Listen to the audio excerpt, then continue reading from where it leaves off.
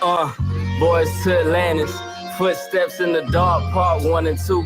Just part the UFO back from a 5 grammer. I don't do all women, nigga, come get your grandma. Enter reality, holding on, Sylvester Stallone, cliffhanger. The sky with strawberry mango with I know that. I'm You just wanna try, nigga, like here comes a new challenger. Bring your A+ game, sweetie, I don't fuck with amateurs. You can never drive the boat, but you can play the passenger. Flying space jets, dodging UFOs, this is Gallagher. Is it the game or the shoes? The sixes or motorsports? Master those are packed that I'm smoking when I'm on the court. Blowing original Z and an original Z. 5% tit, nosy bitches still can't see. Is that Battlefield 3, 4, Modern Warfare 2? The OG version, not that new pack booth.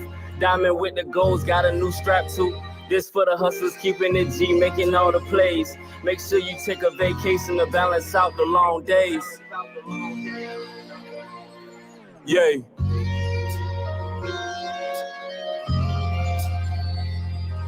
Yay.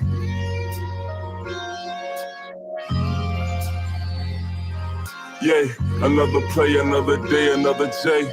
Another day, another play, another J. Another play. Check it, operation, get this money any way possible. Niggas going broke, into me it's not logical. Whether you got a pocket full of sacks or still in pocketbooks, stack it to the ceiling and vacation somewhere tropical. Smoking on that tropical, shit look like poison though. Damn a nigga high, don't even ask what it's going for. Yo,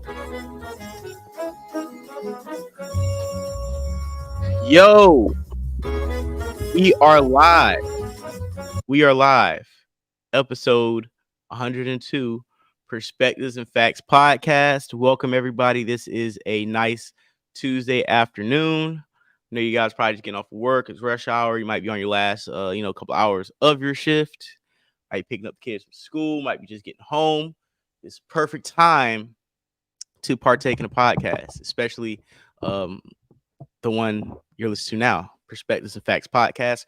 Got my co-host here, J Doug. J Doug, how are you doing today? What's popping? What's going on? Yo, in the building, what's good? What's popping, family? Yeah, man. In the building, we're looking good. Yeah, we have a few topics we're gonna roll with today. One of the first ones we're gonna get into Mos Def's comments about Drake. Was he dissing Drake? Was he speaking to a bigger message about society as a whole? And we're just gonna dive into that a little bit. Dave Chappelle versus Katt Williams. We're gonna talk about that and the things that Dave Chappelle had to say about Katt Williams and him going on Shannon Sharp show, because that's still trending news. And Marlon Wayans had something to say on Big Boy's radio show, Big Boy's Neighborhood in Los Angeles. He got on the radio station. Appreciate that, D. Marley. And he had his comments about the situation. Also, I don't know if we're gonna get to it. Actually, Godfrey had some comments about the Katt Williams situation too. So we might play all three of those and get like a more well-rounded commentary on what the black comic community has to say about it, and some of the outsiders that he didn't talk about in their comments. I think that is a little bit important. Godfrey had me rolling when he did that Steve Harvey impression. Yeah. Also, Umar said that he doesn't date women who have had sex with non-African men, and says they disrespect their vagina when they sleep with white men. Umar, we're gonna have a deeper conversation about what you're going viral about for the most part, because I don't think it's about school, and we just really need to address that. Britgate, Rhoda, whatever her name is, the Somalian tether who came over here and started discourse between black men and black women about how black women aren't protected and being physically assaulted. Then when men were like, hey, this looks like a scam, we were called bullet bags and told to shut the F up, and we don't know what we're talking about, that we hate black women, a whole bunch of anti rhetoric, when all we were saying was, we've seen the jokes before. Let's relax. You know what I'm saying? Let's get all the facts. It was believe black women first, and then look where we're at right now. And I didn't see any apologies. I didn't see anybody coming out saying, we're going to apologize to black men. Once again, you guys have gave us warning signs ahead of time. You guys have tried to tell us what was going to happen instead of actually taking heed and listening to the black men with discernment. you linked with certain communities, certain people that led you astray once again. And I would like if we had a apology. I would like if they say, you know what, black men, we apologize for not siding with you, but we didn't get any of that. So not only are we going to talk about the lack of accountability by certain people in our community, we're going to go down the trail of her lies. She has been charged by the Houston Police Department, and we're also going to go in on some of the pandering base of, you know, certain black men in the community who don't even date black women, but they always are online, especially on Twitter, pandering, the septum ring theory type niggas. And lastly, we're going to talk about Lil Baby. Is he washed, and why is he washed? More about not really is he washed, but I think there's a reason, because I know we brought this topic up a few times before. I think we got some overlap on the volume. We're good? Yeah, we should be good. Keep going. They can't hear me.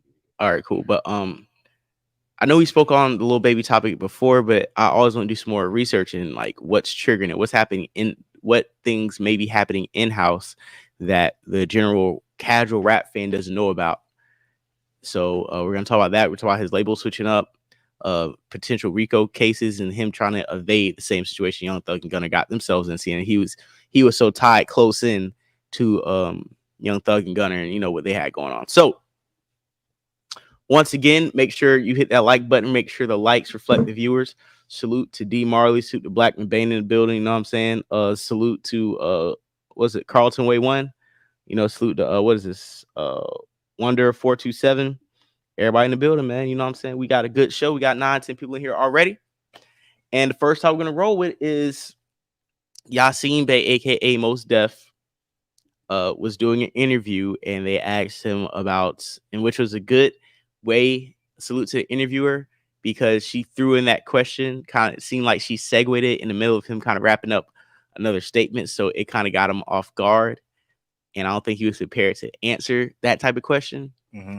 And he kind of tried to tiptoe around it, but I felt like it was a little disrespect in there.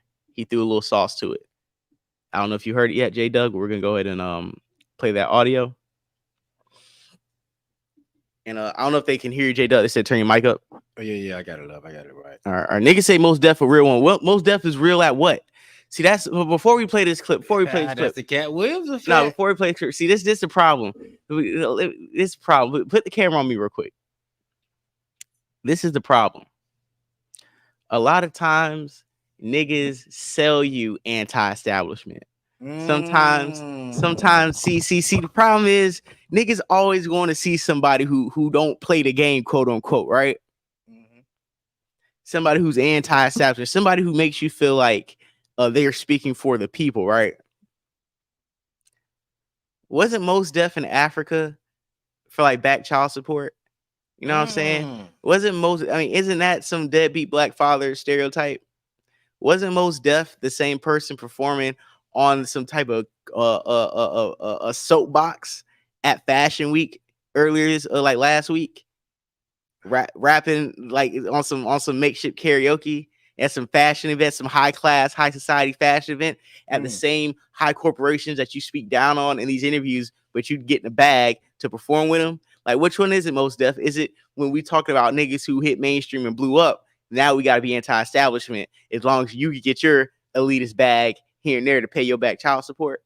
Let's go ahead and run this clip, because I'll go in on Mos Def on these niggas, man. Niggas want to hear, you just don't get it. You know, I heard Mos Def, he dropped his last album on an exfoliated bar of soap, and it was exclusively sold at Bed Bath & Beyond in Brooklyn. You had to go buy the exfoliation bar of soap, and if you wash your ass long enough, the hard drive would appear. You could plug it to your laptop and download it, and that's how Mos Def sold his last album. We're not doing all that incense and smoke and mirrors game today, okay? We're gonna really have a conversation about Mos Def and why he would make these statements and what does he mean by these statements. I'm not saying he's not an articulate person, and Mos Def isn't a cerebral mind, but you can still be a very articulate cerebral thinker and still be a diabolical hater. You can still be a premium hater.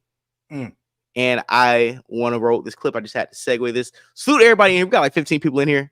Let's go ahead and play this clip. Hit the like button. Hit the like button. What is this around his neck, man? That room don't even look cold, man. That's why that's my problem with these fake. You know what I'm saying? These fake goddamn Yeah, these jazz fusion ass niggas, man. That's the fly shit. Man, come on, man. Salute to Rondo and Ben. Man, let's play this most. Like, is Drake hip hop?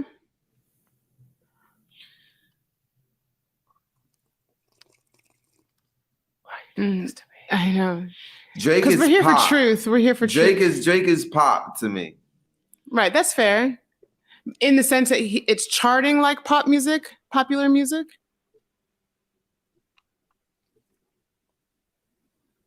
In the sense, like if I was in Target in Houston and I heard a Drake song.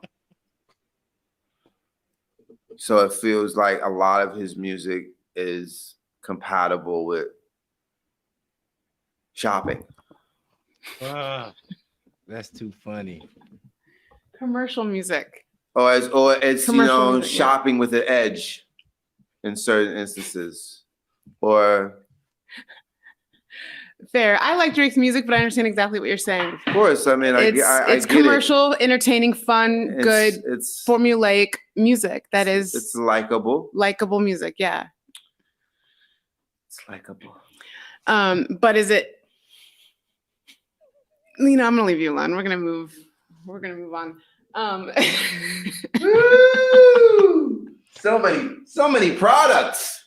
So many SKUs. So many SKUs. Look at all these SKUs. Oh, so many products. So much merchandising. So many barcodes. I love this mall. Look at this place. I mean, look at this place. They have everything. Everything's here. They have everything here. Oh, this is great. This is a new Drake. You hear it? It's great. Okay. What happens when this thing collapses? This is the thing that we're talking about. It's like nobody wants to talk about. It's like, what happens when the columns start buckling? Are we not in some early stage of that at this present hour?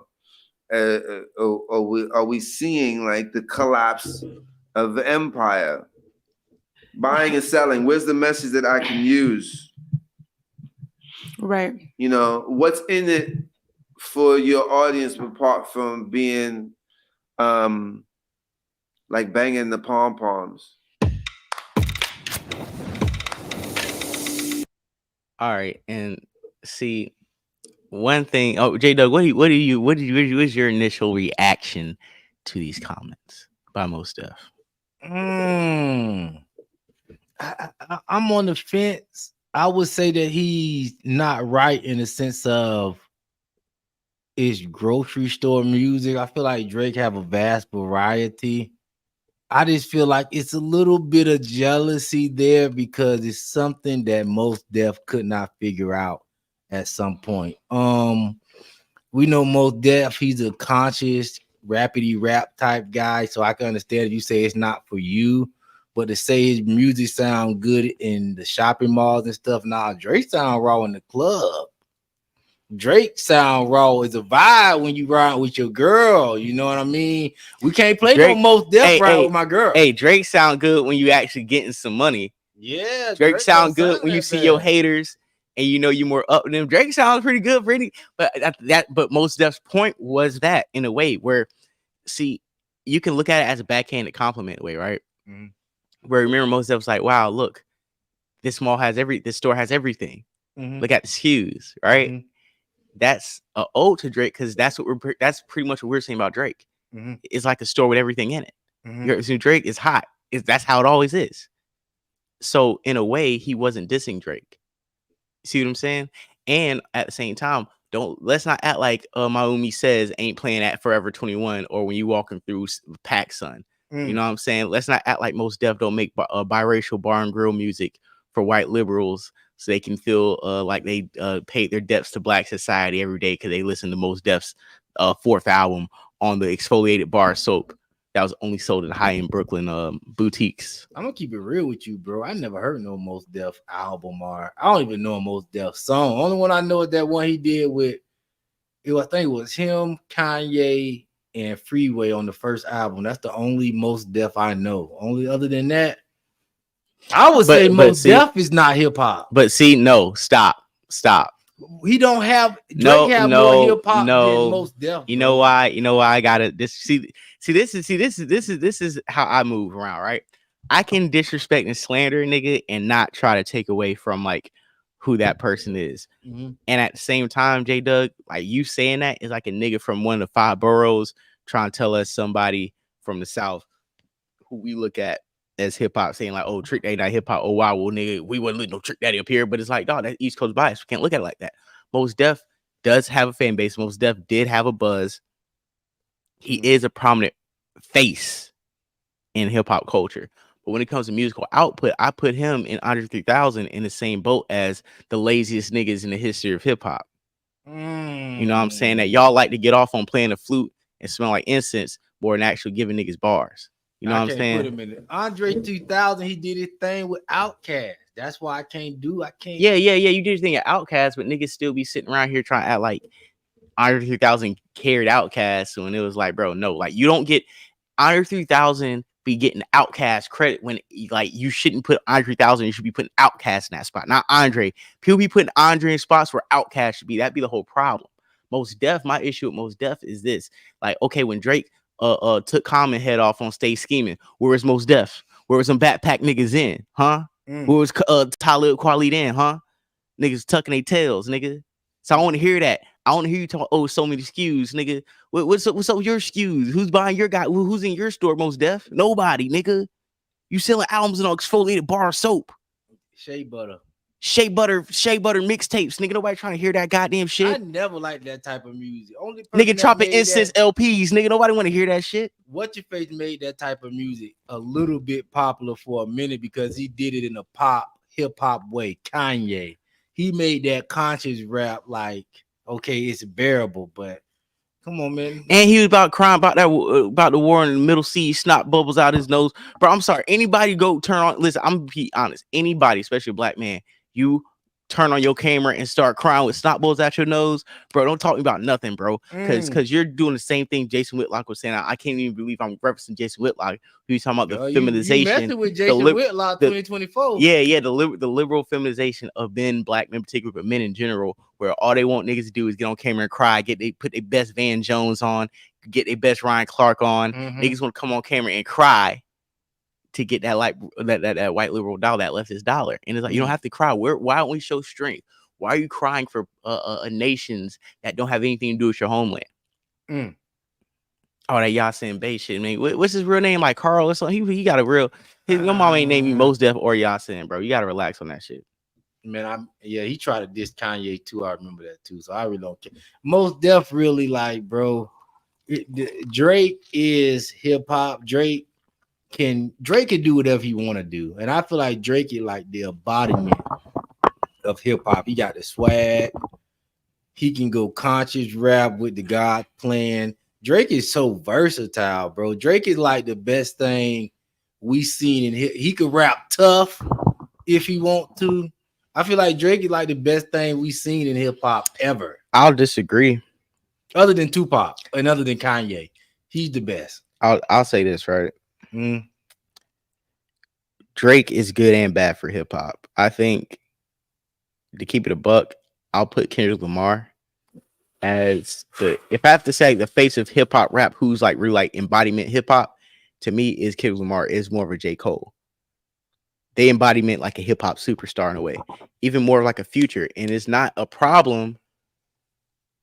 It's really saying that Drake is like worldwide. That's like if we're in the 80s or 90s and people like, oh, Michael Jackson's an R&B artist. I mean, he's black and he sings. So yeah, technically he is an R&B artist, but he makes pop music. He's a pop star. Like, yeah, he'll be charting. He'll have the #1 R&B song, have the #1 rock song, and #1 dance song simultaneously. Like Drake, he'll be featured on the biggest street song, have the #1 R&B song, and then have a viral song. So the versatility sometimes, instead of saying Drake, I don't think Drake is like the embodiment of hip hop. I just think that Drake is the embodiment of pop music. This generation's like, pop music, just like Michael Jackson was the embodiment of his generation of pop music. You see what I'm saying? So, and you can hit the link, pop up, man. We want to get more calls this year. If you're in the chat and you want to chime in on this topic vocally, hit the link, pull up on us, and let us hear what you think. And I kind of did. Now you're making me think. I would feel like I would say this: Kanye is the embodiment of hip hop, but Drake is. You could say Kendrick and all them, but I feel like hip hop is pop, bro. I feel like if you can't take this shit pop, then hip hop is pop, bro. But that's one part of it. But it's something to be said for what hip hop stands for and what hip hop is. Like, okay, Drake, you dropped classic albums, right? Mm-hmm. But you have never dropped a Good Kid, Mad City. And when I say that, what you mean by that? A classic hip hop album. You haven't dropped a classic hip hop album. You haven't dropped a hip hop album where we all sat around with like, yo, this album speaks to the generation for now and for eons after that. You didn't drop a Good Rich Die Trying. You didn't drop a fucking a Carter, any other Carter.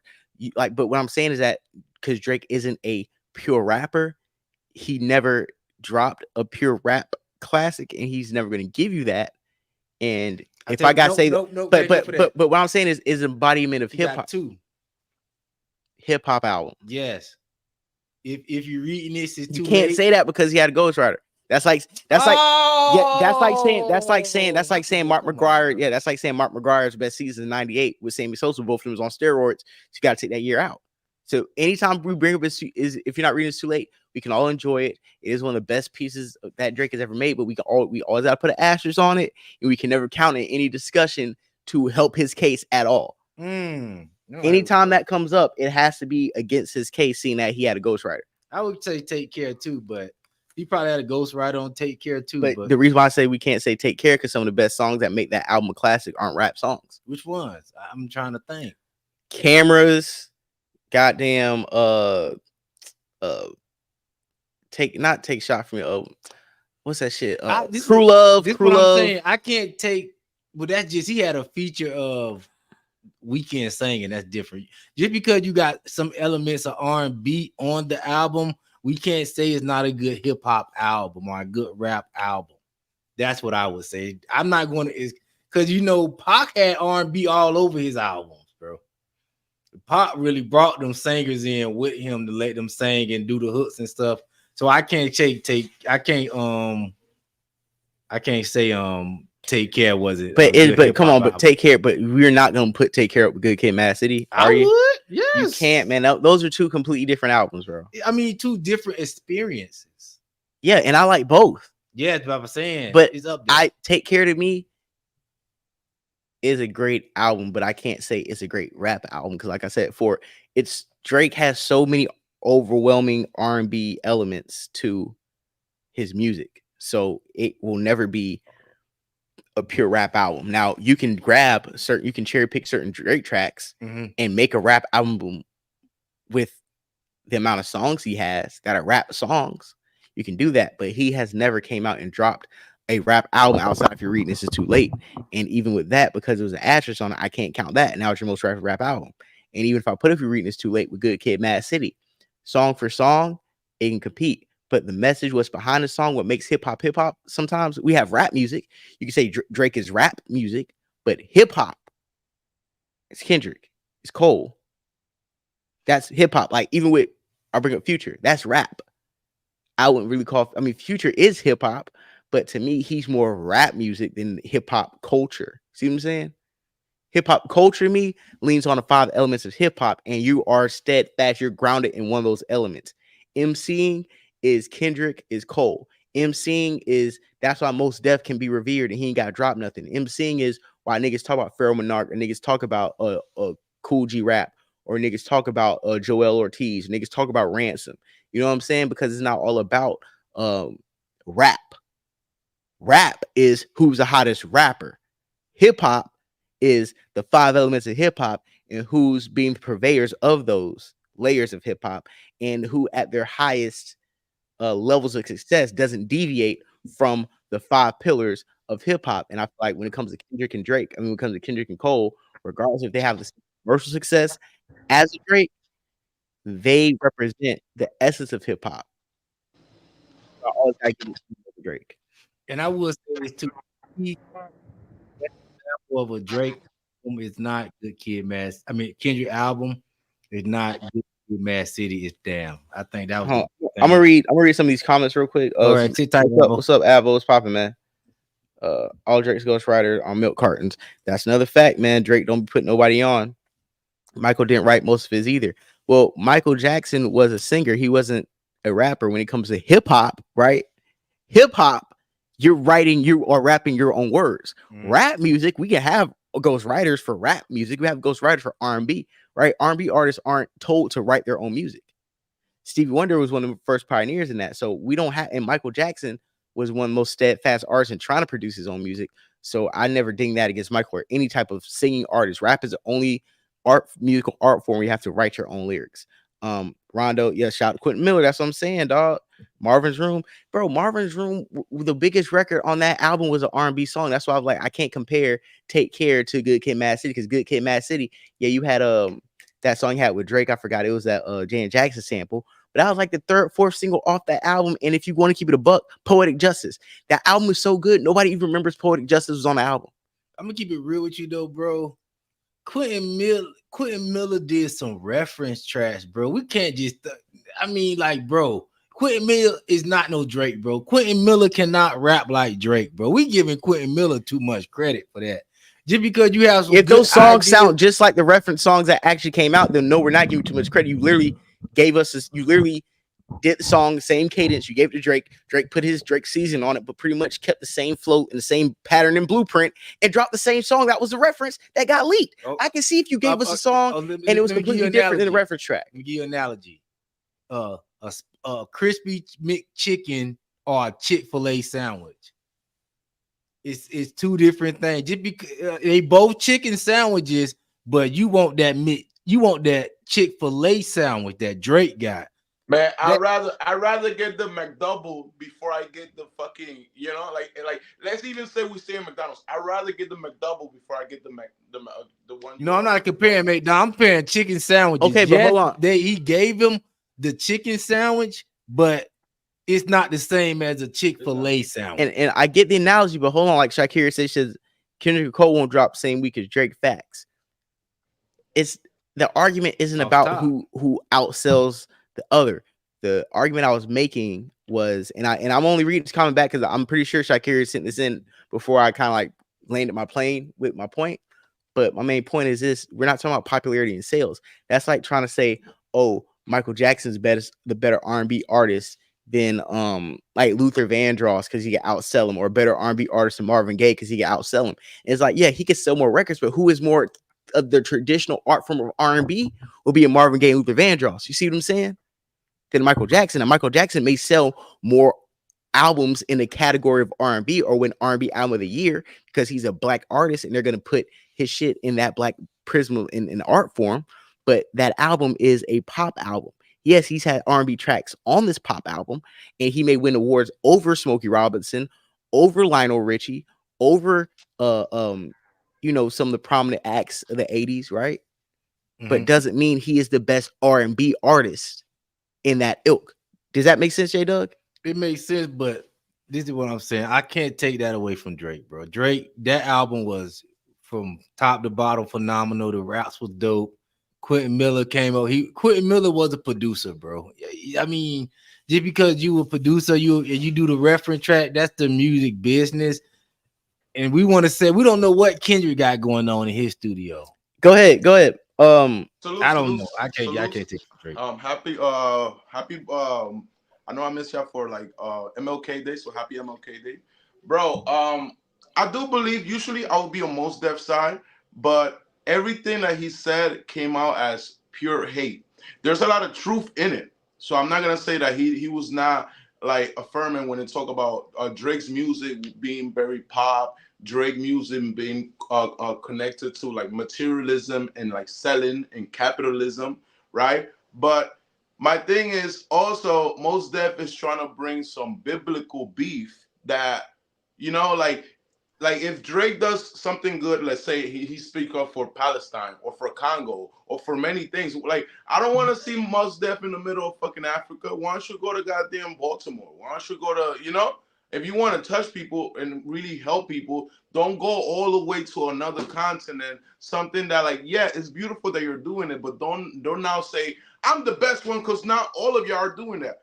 Dre got to go through his own fucking shit, like just being a Canadian that was never accepted by hip hop. Man, no. We don't want to hear the tragic mulatto story of how you were too light to get into rooms that you were walked into by your skin complexion and the access and favoritism that you got within certain people of the industry. Let's not act like Drake came up from the mud, bro. You were on Degrassi. You politic. You. No, you but but I will differentiate because here's the thing, like we gotta stop putting up. Let's say like poverty is amazing because if you come from poverty, then you come from the bottom, like started from the bottom over here. I get it. That there's a connection between hip hop and reggae that is just kind of like I came from nothing. So I do respect that when a rapper is kind of like Pusha, a guy like Boosie, a guy that like Bobby Shmurda. Bobby Shmurda was dusty on that video. He was dusty when he was talking about the criminals was hot. Okay, so hold on. Let me fast forward. Basically, you're saying let's not try to glorify poverty as a right to be successful in certain areas. I get that. That's not the point. Because we as black people and as minorities, we are too hard on black nepotism. We are too hard on you feel me? Like we're trying to. Right, and I agree with you on that. I actually agree with you on that point. But what I'm trying to say too, especially when Drake came in, Drake wants to disregard the fact that he looked corny as hell when he first came to the game. You look like a loser when you first came to the game. You look like somebody who would push in a locker when you first come to the game. And then your perception from your TV show didn't do you any favors trying to get in a hyper masculine game, and especially at that point where gangster rap and being a thug and tall tees and baggy pants was still a thing. At the same time, my thing with Drake, it was more of like, Drake, you look crazy. You still low-key look crazy. That's why you keep changing your image every time you have an album release because yeah, he does do that. He does hold on. You know what really humanizes Hold on. All I'm saying when it comes to when Drake has this type of resentment, my main thing is just like, and when we have the colorism debate, the reason why I be thinking it is a fallacy is because you could be very light skinned and not be accepted because you look crazy, just like you could be dark skinned and not accepted because you look crazy. Prime example, when we first heard T-Pain, everybody thought T-Pain was some skinny light skinned nigga. Then when we seen him, it was like, what the fuck? This isn't like the guy who's singing, right? When it comes to Drake, people heard Drake, and if we first time to see him, it's like, oh, this waffle colored nigga, I'm not taking him serious. So a lot of times it's not about the color, it's about when you do not look palatable to the audience that you're trying to represent and present your art to, you're going to have some pushback. You're going to have that can be a barrier. And just because that was one of your barriers doesn't mean you can put that chip on your back and hold that for the rest of your life. Because all of us have had barriers or chips on our back or things that the people in front of us didn't want to accept for us to get to the next room. That just so happened to be Drake's. You looked extremely corny to the point where Lil Wayne had to walk you into the industry or else nobody would have accepted you. That's a fact. And Drake has to stop acting like it was you're not black enough. You and Logic look the same in a way where like both y'all are so corny. Somebody cool has to walk you in. You doing too much. You wilding right now. Putting Drake and Logic, that's disrespectful. I'm gonna have to stop you on that. I do agree that there was a narrative that they pushed in the beginning of his career. What's up, J-Dub? That it was kind of like, oh, here's Drake, the son of, like, that's what, when I first met Drake, or maybe it's just me, it was kind of like, okay, Drake grew up with a Jewish mother that she worked hard. His father abandoned him. That's the image that I first got the first 10 years. His father abandoned him, right? Fast forward to now, I learned that Drake comes from the Aubreys, what's the name of his last name? The Grahams. The Grahams. They're jazz singers. His father was a jazz singer. His uncle was a phenomenal jazz singer, right? So you could have allegations that he could be like a industry plant. But you know what humanized Drake this year for me? When I learned that Dennis Graham, his father, has not been able to go to Canada for how many decades? Think about how powerful I thought Drake was, but he still hasn't had the power to get his father to visit Canada until now. I love Paul. Can we pause you real quick? I want to stick on that point. I just But like the fact that you brought up this sappy ass point, and me and J Doug both got that same nigga please look on our face, because don't tell me niggas with hundreds of millions of dollars, oh, my dad can't fly into Canada, so boo-hoo me. Nigga, you can fly you and your dad anywhere on earth. I'm pretty sure you're not missing any time with your father. Am I right, J Doug? no. Okay, no, hold on, let me finish. Now, if we were talking about Drake on the come up, if this is 2008, 2009, saying like, oh yeah, he wasn't around his dad with Woo. Okay, bro. Now his dad gets to go there, bro. Him and his dad relationship ain't been hampered because his dad can't go to goddamn Canada. He got money. Now his dad go to Canada. To me, that don't humanize this fuck nigga. Nigga, No, fuck you. Some niggas don't even have a dad. But you Some can niggas also, in the rap game don't even have a parent. And my parent can't cross the border because he I on do some that. dead- I be feeling like that. I be feeling like I judge biracial kids by their parents. So if Dennis couldn't go to Canada for a minute, that's a big crazy. effect on Drake's fucking like thing. That is, for example, now Drake, I like Drake that the Drake that is kind of like he's grown now. Now he could pop his shit. So I want Memphis Drake. Cause yeah, he was born in Canada, but that motherfucker from Memphis, he's an African. He's FBA. Wouldn't we agree? He's an FBA from fucking Memphis. He's from Memphis, bro. Man, hold on, bro. Hold He didn't on. go to Memphis for the weekends. He didn't go to Memphis on the weekends on fucking new like on vacation. He probably did, bro. He was connected to that side, so it was just not just Canada. Why This you nigga- like we going too hard on Drake and low key? I think it's like a light skin on light skin thing. Like I think you want some dark skin like points right now, and you try to look good. But saying that Drake is just like Logic is kind of insane. Saying that Drake never put no body is kind of insane. Like Drake never put no body. And I'm not even a Drake apologist, bro. Okay, I hear you. First of all, my Colombian melanated brother in arms. You cannot come here and tell, or I won't say you're telling, but you can't really put Drake as an FBA. I hear you. I hear what you're saying Right, based so off of where his Obama and FBA. hold on, let me finish. So do we get credit for Obama? Can I finish? Let me finish. No, let's fuck all that. Do we Let me get credit finish. for Obama? Hold on. Do immigrants get a credit for Obama? Is Obama okay? So we could take Obama. If we don't, if you're gonna reject, You can have Drake, Obama. You can have Obama. You so can we got have the first Obama. we got the We first don't black care. president. Well, I don't know if you listen. Okay, you haven't been to any Obama's FBA not meetings. FBA. Listen, because you don't. Let me finish. Because you don't have your FBA card, you don't have access to any of these FBA monthly meetings we have. If you had a newsletter, hold on, let me finish. Hold on, but if you had a newsletter, you would have seen about 10 years ago that we dissociated ourselves from Barack Obama, so you can have Barry, number one. And number two, Drake, you can't tell us who gets to be FBA and who doesn't, especially when you don't pass as FBA. You didn't grow up as FBA, and you don't live an FBA experience. And you don't live an FBA. I'm finished. Hold on. I'm talking about Drake. I'm talking about Drake. Are you gonna calm down? Hold on. Dog, that's what I'm saying. I'm talking about Drake. See, you can't be triggered like that. You see what I'm saying? Niggas can't be getting triggered just because I'm speaking. You gotta hear what I'm saying and not feel what I'm saying. Drake can't be FBA. Number one, you can't tell me who isn't FBA considering you're not FBA. That's like me trying to tell you who's Colombian.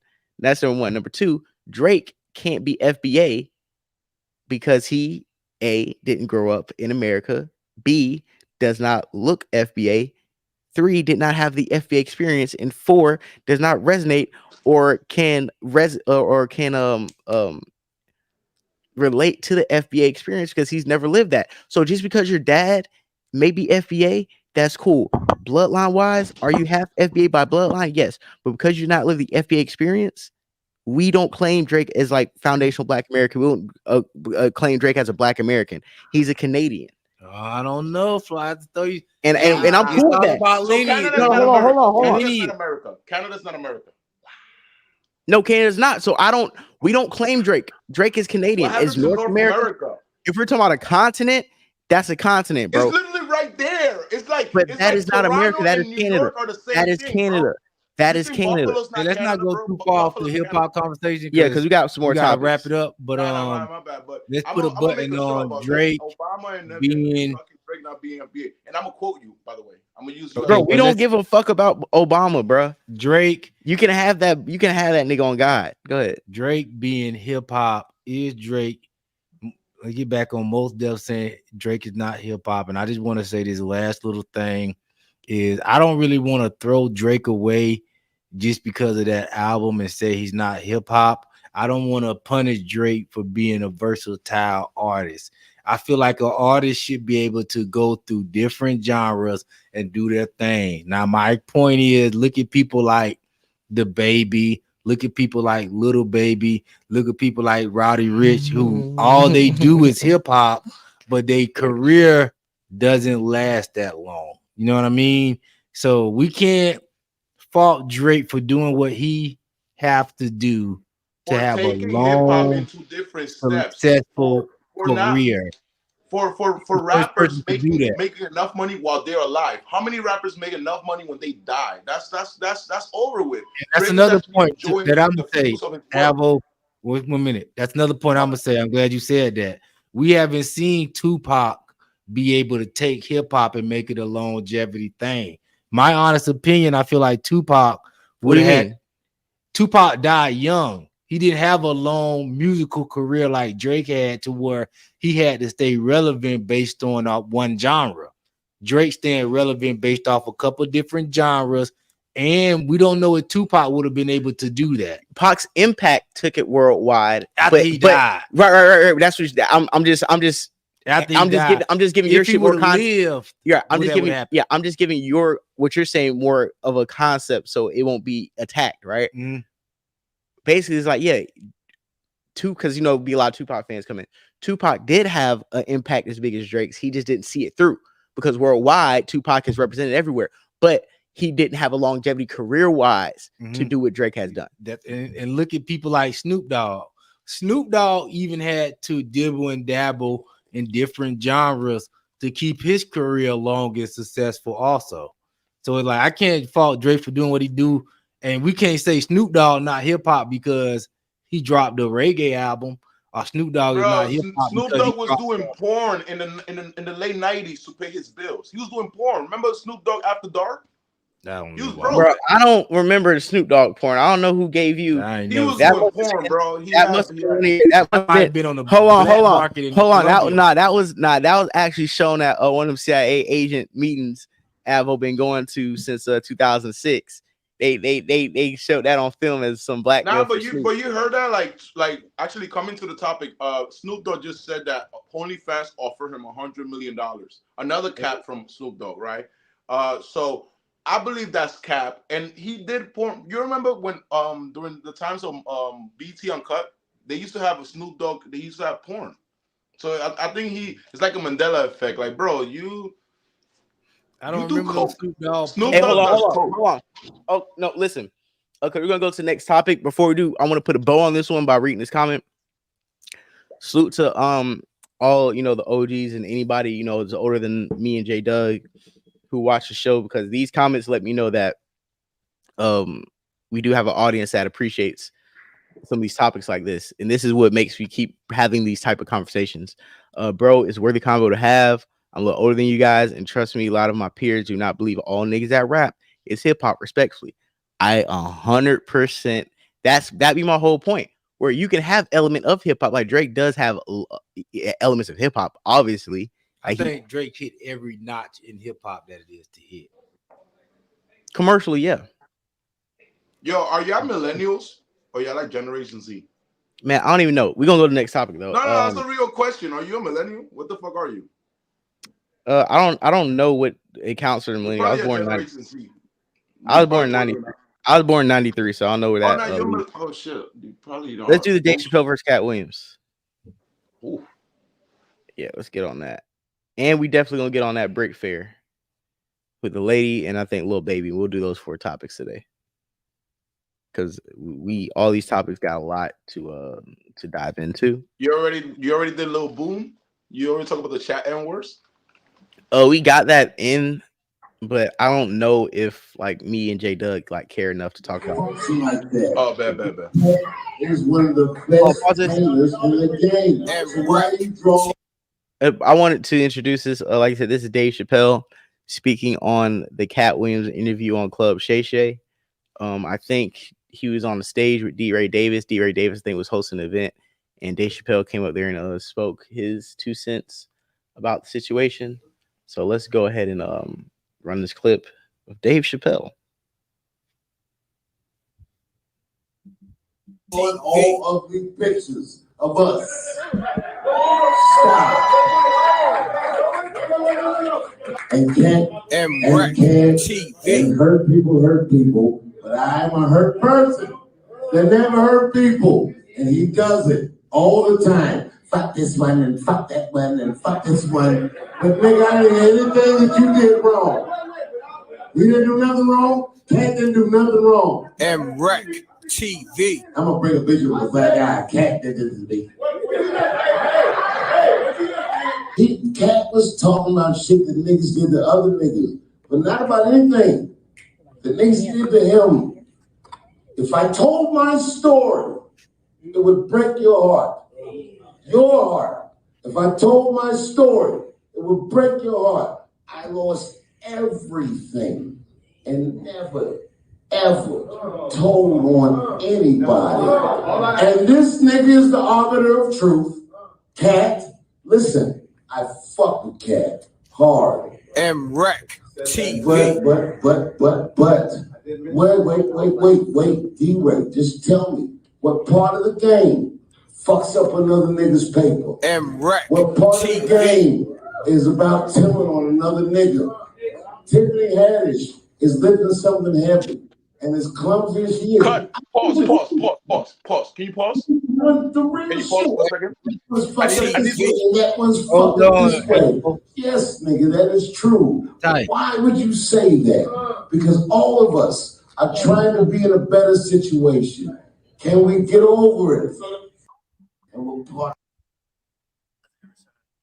All right, Avo, keep it topical, man. Stay on top. Yeah, let's not just stay on this. We don't need no crazy analogy. Definitely.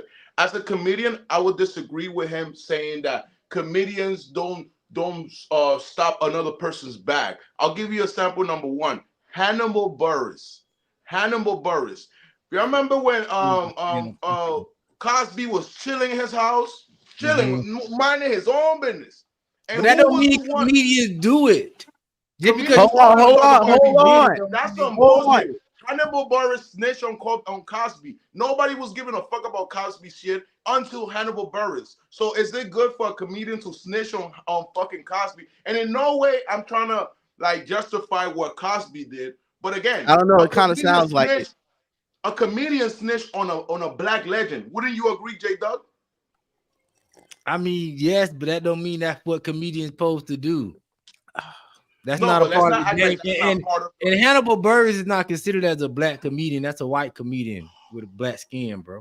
And this is my problem. I went black man ban. Catering for Cosby is crazy because if you did something illegal, you did something wrong, and you violated people, I don't care if you're black or white. I don't care if another black man ratted you out. If you're doing something, especially assaulting women, I want somebody to tell on you, and I want you to be under the jail. So I'm not gonna say and what you're doing anyway is you want to put this veil of protection over black people because it's like, oh, we only have so few. So when the black pastor robs the church, turn a blind eye because he's doing some good in the community. Oh, JJ got 8 bodies, but he innocent, not over the crime, but because of injustices. We got to sit together. We cannot alleviate black people of their responsibility to uphold common decency just because they're black.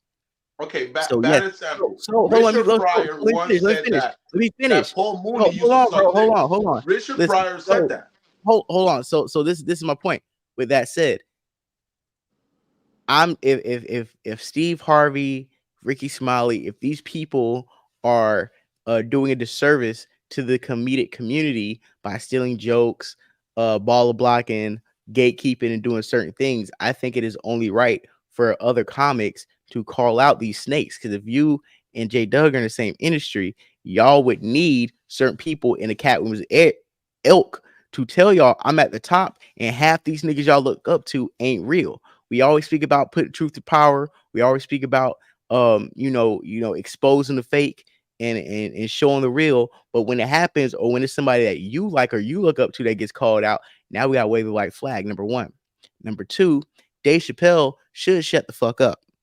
And the reason why Dave Chappelle shut the fuck up, because just like Hannibal Buress, Dave Chappelle isn't a black comic. Dave Chappelle isn't the spokesperson for black people. Dave Chappelle is a comic who just so happens to be black. Dave Chappelle has a white audience. Dave Chappelle is more of a political commentator. Dave Chappelle, outside of what probably want to say like 10 years ago, start coming back around certain black comedy rooms and people. Dave Chappelle wasn't on Comic View with these niggas. Dave Chappelle was on a chilling circuit with these niggas back in the late 90s, early 2000s. So when you wasn't outside, respectfully, my nigga, you wasn't here when a lot of shit went down. Just because you have a power and a voice, and a lot of these niggas are buddy to you because of your position, doesn't mean you got to cape for them. Because if I'm Katt Williams, when Kevin Hart, these niggas put drug accusations on me, Dave Chappelle, where was you at? How come you ain't stand up and speak on my behalf? Why ain't you tell niggas I wasn't crazy? Or are you just mad that you dropped a weak ass special and the community got on your back for keep speaking about the alternative people, and Katt Williams stole your wave, your shine, and your special flopped because everybody was more interested in seeing what Katt Williams had to say than what you had to say about the trans community? That's what I think it is. It was hate disguised as I'm gonna hate on Katt Williams, but I'm gonna put the shield of the black people he came at and use we brothers who got to stick together in order to buffer my point. And I think Dave Chappelle is wrong. Go ahead. And it was also paywall versus free. So like when you give it for free, you know, people, even if it's you could give me an hour, I'll go back. You know how many times I watched that interview with Club Shay Shay? So and then in the opposite, Dave Chappelle's like, you gotta start with Netflix. So it's like at the end of the day, you're with the corporation, you're shitting on a black man that is supporting another black man. You just like Katt Williams technically put on Shay Shay. Obviously, Shannon Sharp has been coming from ESPN. He's a good football player, but now Club Shay Shay became that thing. In less than a month, almost 57 million views. You feel me? That's money. That's money coming in. That's advertisements. That's DraftKings. That's many. So how is he not putting on? Like, who's putting on more as a black man? None of them. Netflix, working with another black man. None of them, bro. And I've been saying this since Katt Williams came out, bro. Katt Williams, that wasn't a good look for him at all. I don't know why people gave him that. I do agree with one thing that Dave Chappelle said. Gave him what? Gave him what? You talking about you don't agree with Katt Williams what he did on Club Shay Shay? Yeah. And why not? Because I'm telling you, because right now, like Dave Chappelle said, you didn't call out no white people. That's number one. Number two is with all this money that Kevin Hart, Katt Williams, all these millions that these niggas make, they don't provide no real opportunity to challenge the white man. Okay. These niggas could be producing movies. These niggas could be setting up their own streaming services and just like Tubi and putting original content. But instead of doing the stuff that we need to do to make it easier for the next generation, let me just call out some old niggas. Nah, that's just trying to get. Hold on. Let me say something real quick. Hold on, let me say something real quick. See, this is my problem with what you're saying, bro. Like, if black people, if I'm in a business, right? Mm-hmm. And the people in the black people in the business that I am in is predominantly I'm around black people, right? And no, stop. No. Let me finish. When it comes to like these jokes or whatever we're doing, like if I'm doing fashion, I'm doing something that we're all in the same collective doing. Mm-hmm. I'm around niggas. Mm-hmm. If niggas are the ones that are stealing my jokes because I'm in proximity to niggas, if niggas are the ones who are doing me dirty, stop me from these opportunities because I'm in the proximity of niggas, then that's who I'm going to talk about. That's like a nigga. That's like a nigga in the hood telling you all the functions going on in the hood. You're like, why ain't you telling about the white man? Because I'm not around the white. Me and the white man aren't in. We're not in concession. Hold on, let me finish. We're not in concession. I'm not gonna go at Bill Burr if me and Bill Burr were on the same set. I'm not gonna go after Dane Cook if me and Dane Cook he couldn't steal my joke because me and Dane Cook weren't smoking weed at the back of some hood club in Detroit. What I'm saying is I don't have to come at a white man just because white people have done injustice, but the white person's injustice is totally unrelated to my gripe with the black comic community. I can talk about black problems without leading it to the white person that's going to absolve all the wrongdoing these black people have done. We cannot continue to use white people as a scapegoat when it is a black person, a singular person who has done a disservice or who has done something inhonorable. As that black person, as a singular individual who has wronged somebody, I can address you and only your actions without trying to put a white hand over your decision making. No, but it's that why, this why I'm gonna call you wrong. That absolves. Wrong. Go ahead. I'm gonna tell you it's wrong. Cause number one, he even said out his own mouth, he confronted Cedric the Entertainer. They could work that out behind the scenes. Remember, he said that, and it was over. That was 15 years ago. Why you bringing it up now? And then to say that, yo, I don't got no problem with no white people because I'm not around no white people, bullshit. Katt Williams probably ain't nothing but around white people. But, those who book the tours, those who own the venue. But one of the sad thing about it is, J-Duck, no, the sad thing about it is that one thing I really do not like about black people in general, when we have these types of bullshit ass discussions, is we want to talk about the production assistant, or we want to talk about the white booking agent, or every white person that you had to deal with to get to opportunities. Those white people ain't doing shit to you but doing their jobs. They're booking you, they're giving you their coffee, whatever their job entails that day to assist you in whatever endeavors you had going on. They are helping you. They're doing their job and they're going the fuck home. You're not getting into any of these personal beefs with the white assistant that who so happened to be on set, because that was where they were designated to go that day to help with this production or that production. The camera guy, the lighting guy, the white people you're working with are not doing anything directly tied to hinder your success. So no, I'm not going to go at the random white people who are so happen to be working on this set that are filled with black contemporaries that I may be sharing collective ideas with. We cannot just come at a white person because a white person in the room. That person who's a production assistant doesn't give a fuck about my comedy beef because my comedy beef don't have a fuck to do with that production assistant that so happens to be white, or the booking agent that so happens to be white, or the comedy owner that so happens to be white. Right. And to piggyback on, you're right. But why you have to bring it to public if this stuff you have to. Private? We're gonna give it right back to you, Avo. We're gonna give it to you. Cedric the Entertainer did not stop Katt Williams' bag, bro. Katt Williams ended up lapsing Cedric the Entertainer in the stand-up comedy world, even after he stole it. Are you related to Cedric the Entertainer by any chance? Just no, nigga. I wish. But listen, he ended up lapsing Cedric the Entertainer. So it wasn't about Cedric. It's about what's going on with Katt Williams right now. Katt Williams ain't getting the opportunity from the white man that Steve Harvey getting, that Cedric Entertainer's getting, and all these other people that he's trying to diss, and all these other white people he's trying to get access to. He's jealous of them now, and he's trying to say, well, the reason why these people, in his mind, the reason why these people in this position now is because they stole my joke 15 years ago. Stop it. Nobody wasn't thinking about Cedric the Entertainer or that joke that he stole from you. So there's no reason to come out and try to just dump on other black men that's doing their thing. Do your thing. Do what can you do? Why can't you get with these men and talk like the men in the mafia and say, yo, let's all be a family. You got the Medici family. You got the Giovanni family. We're going to bring this stuff together like the Warner Brothers. We're going to bring this stuff together like Paramount Studios. Yo, can I cook, bro? Hold on, Avo. Just sit but let you playing because you fly around the world right now. Avo shot the mic 30 seconds. Go ahead. I'm get there. Go ahead. We should be bringing this stuff together instead of beefing. You talking about with Katt Williams, Cedric Entertainer, Kevin Hart, Ricky Smiley, Steve Harvey. You probably talking about $2 billion in the room right there. Why we ain't seeing what we could do to bring something better to generations after Katt Williams or Steve Harvey? We still got to go beg the white man for opportunity. But we got some petty beef. You 50 pushing 60 years old, talk about a joke that a nigga stole from you in the 90s. And we think that's some type of relevant information. It's not, bro. Okay, so now Avo, you got the mic. Go ahead. I bet. So I wrote down first. I want to start with Nat Turner.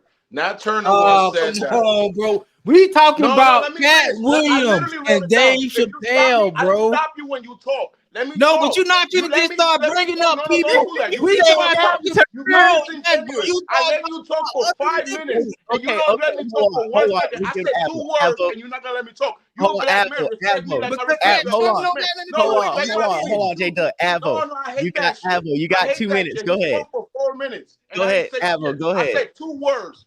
The fuck? You don't even know what I'm gonna Ed, say. No, it's not about the 2 words. You're But not you've even- been you don't taking even it to know the what I'm left gonna and the say. right of the whole show. You don't even, bro. You see how Hold on, you let me stopping me reset. from talking, and I ain't Hold on, stop you? Avo. Hold That's on, not Avo. good I'm for about the to give you the show. mic. Hold on, Avo. I'm about to give you the mic. Let me reset. Avo's about to speak.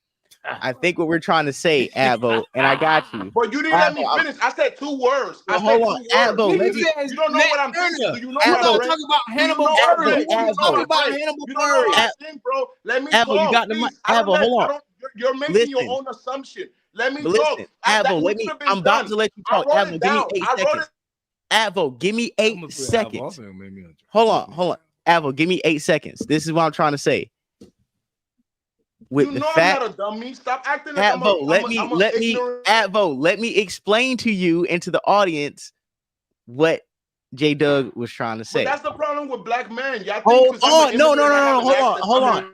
Avo, the problem, I'm not inferior Avo, to hold you. on, And that's Avo. The okay. problem with black men is this: I'm trying to take my show and put it back on the rails and add clarity to what you're about to say and what J Doug was trying to say, so that I can give you the mic. Because if I would stop being interrupted, you probably would have been done speaking by now.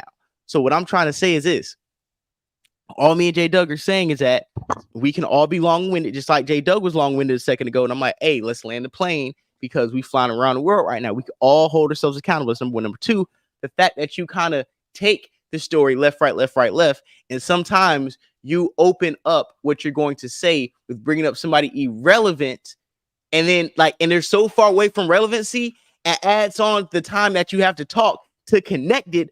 When the point that you're trying to connect, But you I could have said just 2 made. words. Hold on, let me. How you I'm gonna about to say land my that plane. 2 Hold words? on, hold And on. you I'm about to still land my plane. I'm about to land my plane. You I'll connect just things a leave, lot bro. quicker. But Listen, that's fucked up. Avo, I'm literally about to give you like 2 uninterrupted minutes of talking. All I'm saying is this: sometimes if you have a closer example than some of the ones that you initially grabbed, it will not only shorten your I time wrote that down you're what trying I'm to gonna say, but say. it Now will you're hold, making let me me finish forget. what I'm You're trying to making say. me forget what I'm trying to say. I'm about to give You you the do mic. that shit Literally, give on me 2 purpose, so seconds. I forget what I'm trying to say. Avo, give me 2 seconds. All I'm saying is this: if you have a closer comparison, sometimes it can But drive you the didn't point let me home. say. I Just said 2 I'm about words. to I land. said 2 Listen, words. How do Avo, you know what literally I'm trying gonna to get a say? sentence. Avo, I'm literally trying to get one sentence out, and I'm about to give you the mic. This is what I'm trying to say.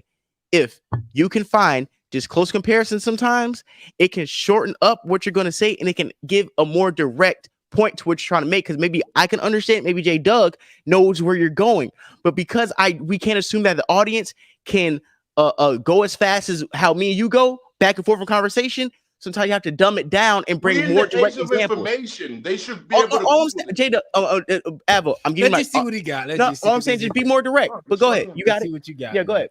Nah, bro, because now I already forgot. Like y'all could take it, bro. It's like, I wrote it down. Nat Turner. That help you remember? You stop doing that, J Doug. Nat Turner. Up, bro. Nat Turner, I let that's you what he talk. said. I let you talk, and I don't like that you guys love to ridicule me because I have an accent, and y'all know I No, have a speech. oh my I have God. a speech impediment. I have a speech Nobody impediment. said anything about your It is accent. fucked up, bro. I Turner. just I learned Avo, black history, nobody and I said respect your anything about history. your And y'all accent. making a mockery because I know real history. I respect FBA. What do you want for me to be an ignorant immigrant? If saying Nat Turner gets me in trouble, how, bro? I said 2 words and you guys judge me as a human. And you guys now think y'all been Avo, more. And you're from Florida, bro, from a fucking welfare state. Let's keep it a all I thousand. asked you, Let me talk. Let me Avo, talk. I'm a comedian. I do stand up. I go on stage. I'm not Avo. afraid. I'm in Avo, LA. all I I asked was on you, Fox News last night. So you think Avo, Fox News give me the fucking thing? all I You asked you to press my do, mic. You still not letting me talk. Avo, all I asked you to do 5 minutes ago was let me make a statement to help clarify what J Doug was trying to say, and also because I know you're able and you're fully capable of doing what I was telling you to do. You know that shit.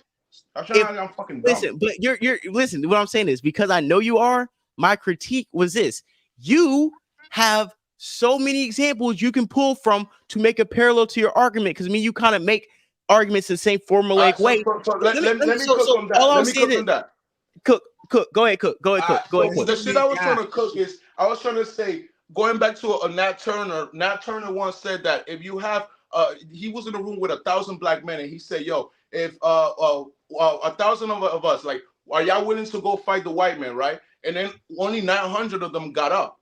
And then he told the 900, the first thing we gotta do is kill those 100 infiltrators that are not willing to stand up for us. So that's what Katt Williams did by calling out all those comedians. Another point that I wanted to make: he says he didn't call out white comedians. That's wrong. He called out Joe Rogan. He said Joe Rogan invites a bunch of unfunny comedians. Joe Rogan is the highest level of podcasting right now. So he came at the top of whiteness. That's strong. He also said Harvey Weinstein allegedly told him to give him fellatio. So he called out a strong white man that is currently in jail, and that was when it was unpopular, not now in 2024 when it's popular. And the last thing I wanted to say about J-Dub is that the last thing I wanted to say about J-Dub is that residuals. I don't know how to say that word. Residuals. So let's say you stole a joke from me in 1997, and you've been getting a check monthly for $1,000 since 1997. Yes, I'm gonna be pissed off if I was the one that wrote that joke. If I was the Quentin Miller. Now you get the mic. I see what he's saying, and that be my point sometimes where J-Doug, even though he brought up Nat Turner and we got triggered because I was so far away, you can't demean or step on what he's about to say, because what he just said is a correlation to sometimes we have to be the ones who stand up and sacrifice to get a message out to be the greatest good. And the thing, what I'm trying to say about Advo is, even though he disagreed with my stance, he can still make a point for something he doesn't stand with. He says, I agree with Dave Chappelle, but I also see the importance of what Katt Williams had to do and the purpose of it. Like, okay, Katt Williams, he did call out white people, number one. And number two, sometimes it's going to take a Nat Turner, it's going to take a nigga to sacrifice and to be the outspoken one. And yeah, he's going to be painted as a bad guy, but at least he did the work that a lot of other people in that same position wouldn't have stood up and did. Okay, and I hear Avo, you right, bro. And I will say that you got your notes together. Thank God we got you. Niggas call in drunk and how perks. At least this nigga got a whiteboard. Yeah, this nigga got a whiteboard, and you distracting the hell out of me when you start writing and other people talking. But he called out some white people. Yeah, I stand corrected, but it still doesn't take the fact from me saying that with Katt Williams, Kevin Hart, Steve Harvey, Cedric Entertainer, and all these other people, it's $1 billion+ in the room. Why aren't we getting together and challenging the power that be? But I'm gonna tell you why.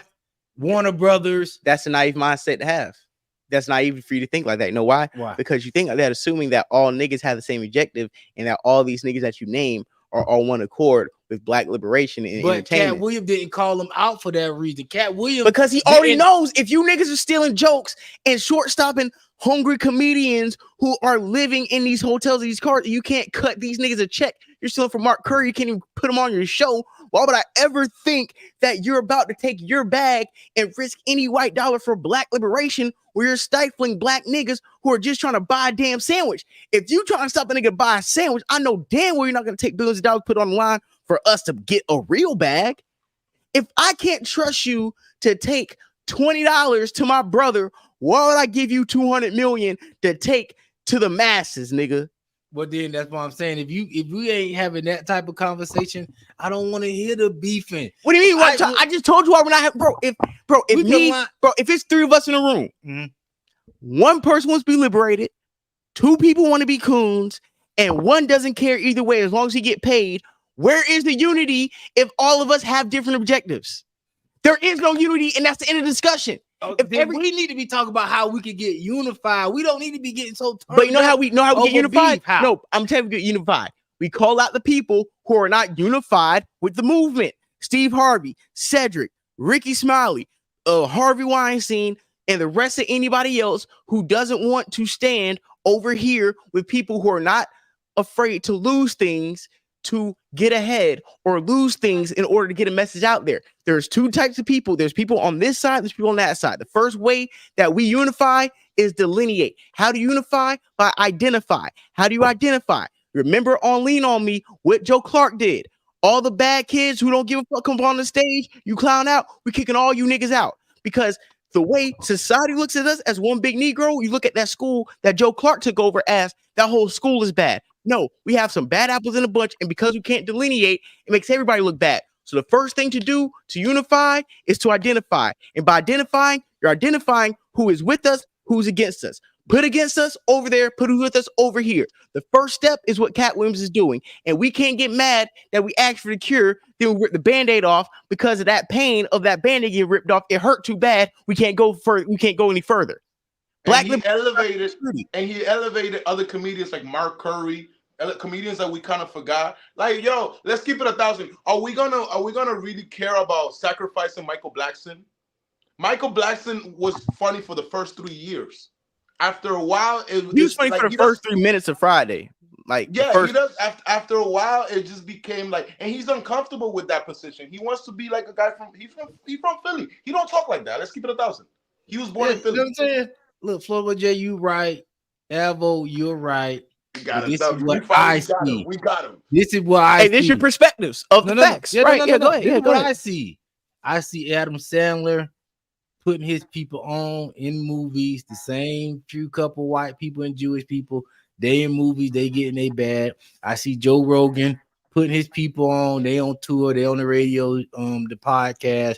They getting their clout or whatever. When I see black people, it's always just kind of like, yeah, let's fight. And then you got other people that say, well, I'm doing it. I'm like, I'm just tired of all the fighting. But I'm gonna tell you why. I'm gonna tell you but what you're saying about that is kind of crazy, because that's the same way if we're looking at like us and like white contemporaries, like, oh wow, this white guy got a store, he put all his white friends on because that white guy had access to loans, he had access to white business parties, he had access to lineage, he had access to certain doors they know they're not gonna let us in. So we can't keep trying to compare, oh, Joe Rogan's putting his people on because Spotify cut him an endless bag. We can't Adam Sandler put his people on because Hollywood likes white Adam Sandler. We can't just be like Robin Harris. Technically, like, hold on. I'm about to play. All I'm saying is this: we can't look at people who have 10 times the resources to put people on and compare them to niggas who can't even keep themselves on, and have to go to the same people to keep themselves on. And you think they're gonna put niggas on where they can't even keep themselves on? Well, if you can't put niggas on, then I don't want to see you beefing. Bro, but what I'm saying is, you can put like Katt Williams. One thing you can't say is that since this special came out, even before this special came out, and Avo can say this too because we've heard it.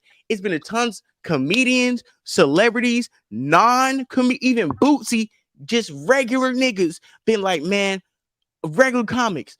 Katt Williams gave me 15,000. Katt Williams gave me 5 G's. Katt Williams got me dressed. Katt Williams took care of this. Katt Williams took care of that. So what I'm saying is, if you can take whatever you have and give the little you have to the black people to make a difference, you're just as good as Joe Rogan and putting his people on. You're just as good as Adam Sandler putting his people on, because whatever you can do within your capacity to help niggas out. So what? I can only give niggas $15,000. That's all I can do. But at least I did it. I'm sorry I can't give you a movie role that I don't have. But at least I can make sure you paid your rent up for next 3 months. That's all I got. That's okay. Yeah, you're right. Yeah, listen. I can't compare you to a rigged system. I can't compare a nigga to a rigged system. Mm-hmm. Yeah, you 100% right, bro. I mean, that you can't look at me and be like, damn, John, why don't you got a store and got your niggas working in there? Same way you ask Josh with white brand. It is not about being black, white, but it's about having access to actually do what you're trying to do. It may take me 8 years to do what it took Josh in 4. Doesn't mean that I ain't looking out for niggas or I don't have the same intentions. It just maybe take me a little bit longer. But things I'm doing along the way should count just as much if I had intentions. And then when you do find a brother, he's an opportunist like Diddy, or he's an opportunist like because that's another thing too. Like all these people, Birdman, they all signed to like Russell Simmons was the one that ran Def Comedy Jam. So imagine comedians were signed to a guy that is known for stealing from music artists. So you think he was like a lot of those people are not like are getting pennies of the dollars for the work that they actually did. Well, in Comic View probably made hundreds of millions for fucking BT, MTV, Viacom, which who owns Viacom? A white man in fucking England. So Oh no, yeah, we can finish it.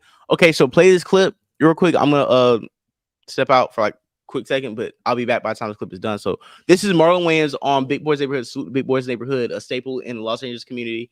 We're gonna have him speak on this, and before we do, J Doug, Ab will remind me. I'm gonna speak about LA for a quick second and start doing the StreamYard, and then I'm gonna write after it down. that, yeah, and I'm also gonna speak on shit. Oh yeah. J-Dub, we're when I come back around, we're gonna do the top 10 roasts of FBJ in the Star Community section. All right. But we're gonna play this Marlon Wayans clip. Hit live chat, make sure likes reflect the viewers. Dan and Katt Thought. Williams. I can't even talk about Katt Williams because I'm too busy looking at Dan and Thought, the way he was faking it. Oh, you can't talk about my friend. You can't do. Oh, come on, Katt. You man. said what? You said you gonna talk about my. Hold on, shit. So Yeah, you don't think that so said that is not funny to you? Just know it's not a rhetorical question. Who taller, you or Tevin Hart? Oh I man, love Shay-Shay. This update thing, I love that man. man, 50 million views later, bro. I'm gonna just. Did you know I just that wanna that start was talking they, about people? they Let's started go. 2024 off?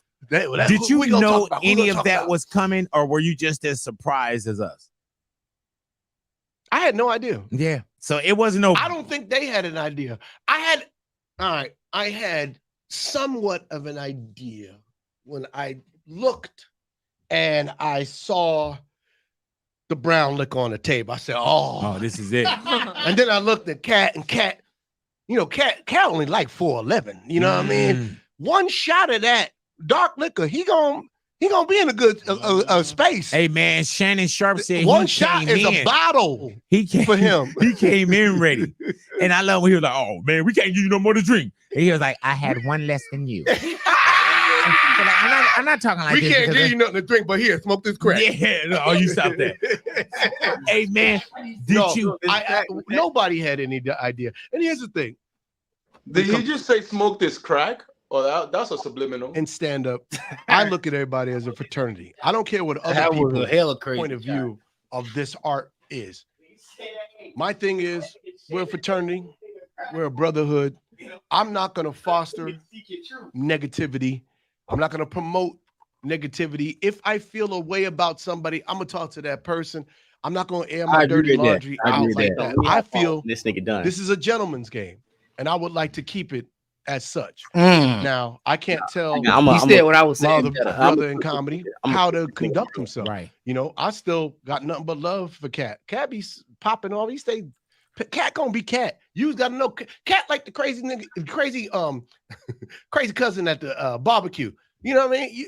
That's just Willie. Right. You know yeah, Willie. that's just Katt. Then he Katt being Katt, and you can't get mad at it because Katt's also a brilliant dude. Yeah, man. He had a bunch of specials. He's done some great business. He knows how to sell tickets. He knows how to do that. Let me 'Cause tell you what. everybody run into, hey, there's a fire. Double I sided just want sword. to, for me, I'm gonna sell my tickets. I'll sell less. I'm just gonna sell them my way. In the sidelines, like Okay, this is my problem. This is my problem, Marlon Wayans, right? This is my problem, and this is my problem with a lot of people sometimes, right? To be honest, I don't like niggas with money talking and who already got their bag talking about can we all just get along? This is a gentleman's game, nigga. You sitting up in the Hollywood Hills, you got a residual bags and checks. You sitting here with slides on and cashmere socks.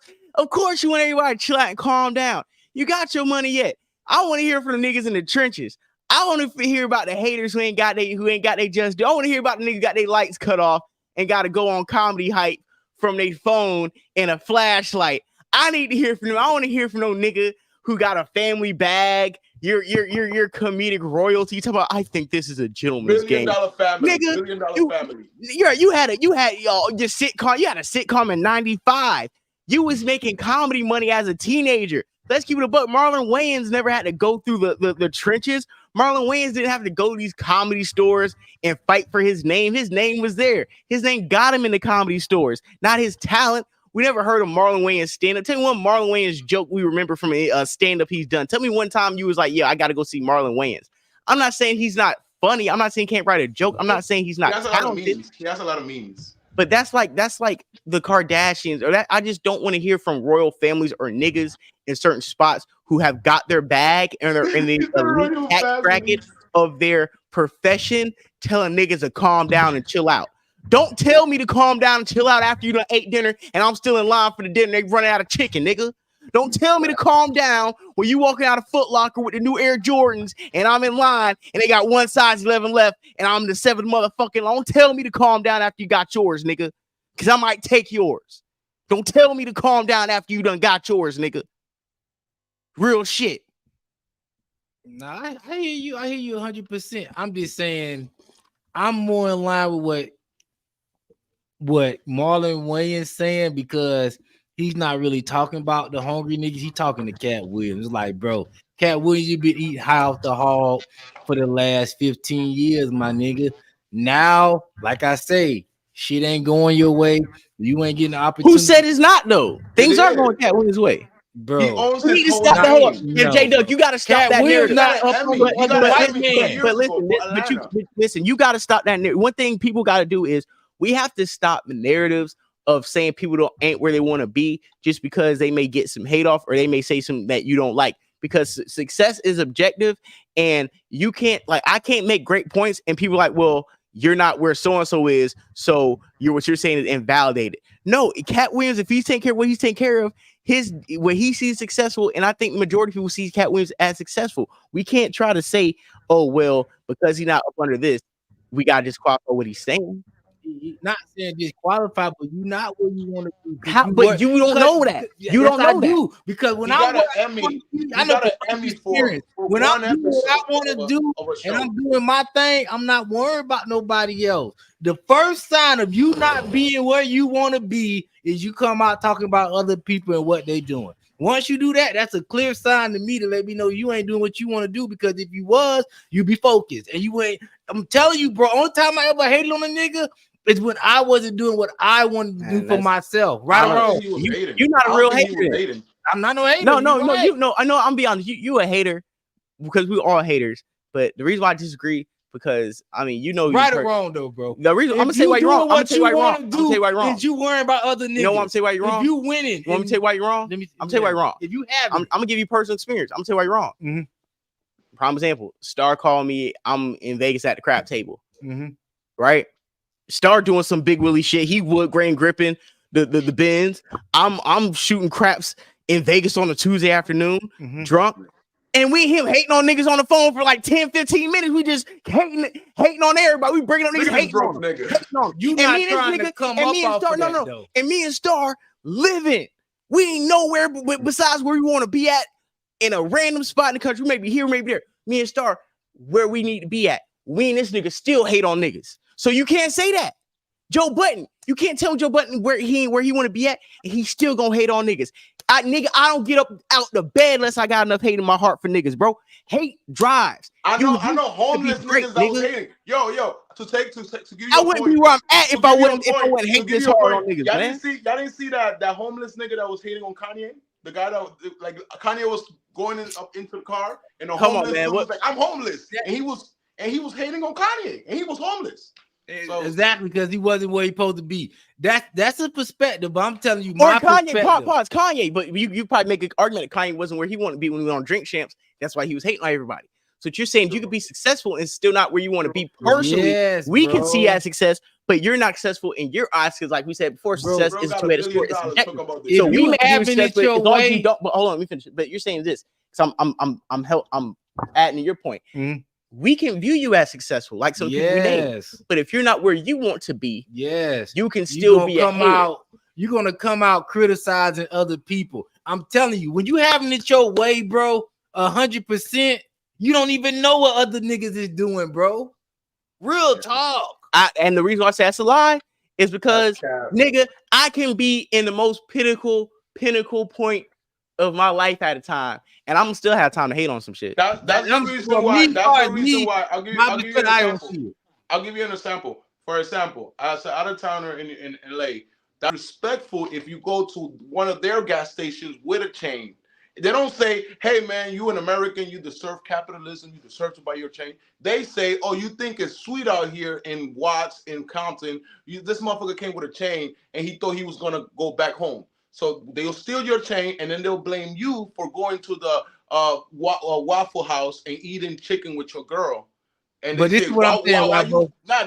They'll blame you. When you don't come and give up to the community, they'll be like, oh, you forgot about the community. But you come and eat waffles at a fucking spot in the hood and they'll kill you. So like I feel like, you know, it's the opposite. This is what I'm saying. That's all like outside hating. Okay, you got that. I'm talking about I'm a comedian.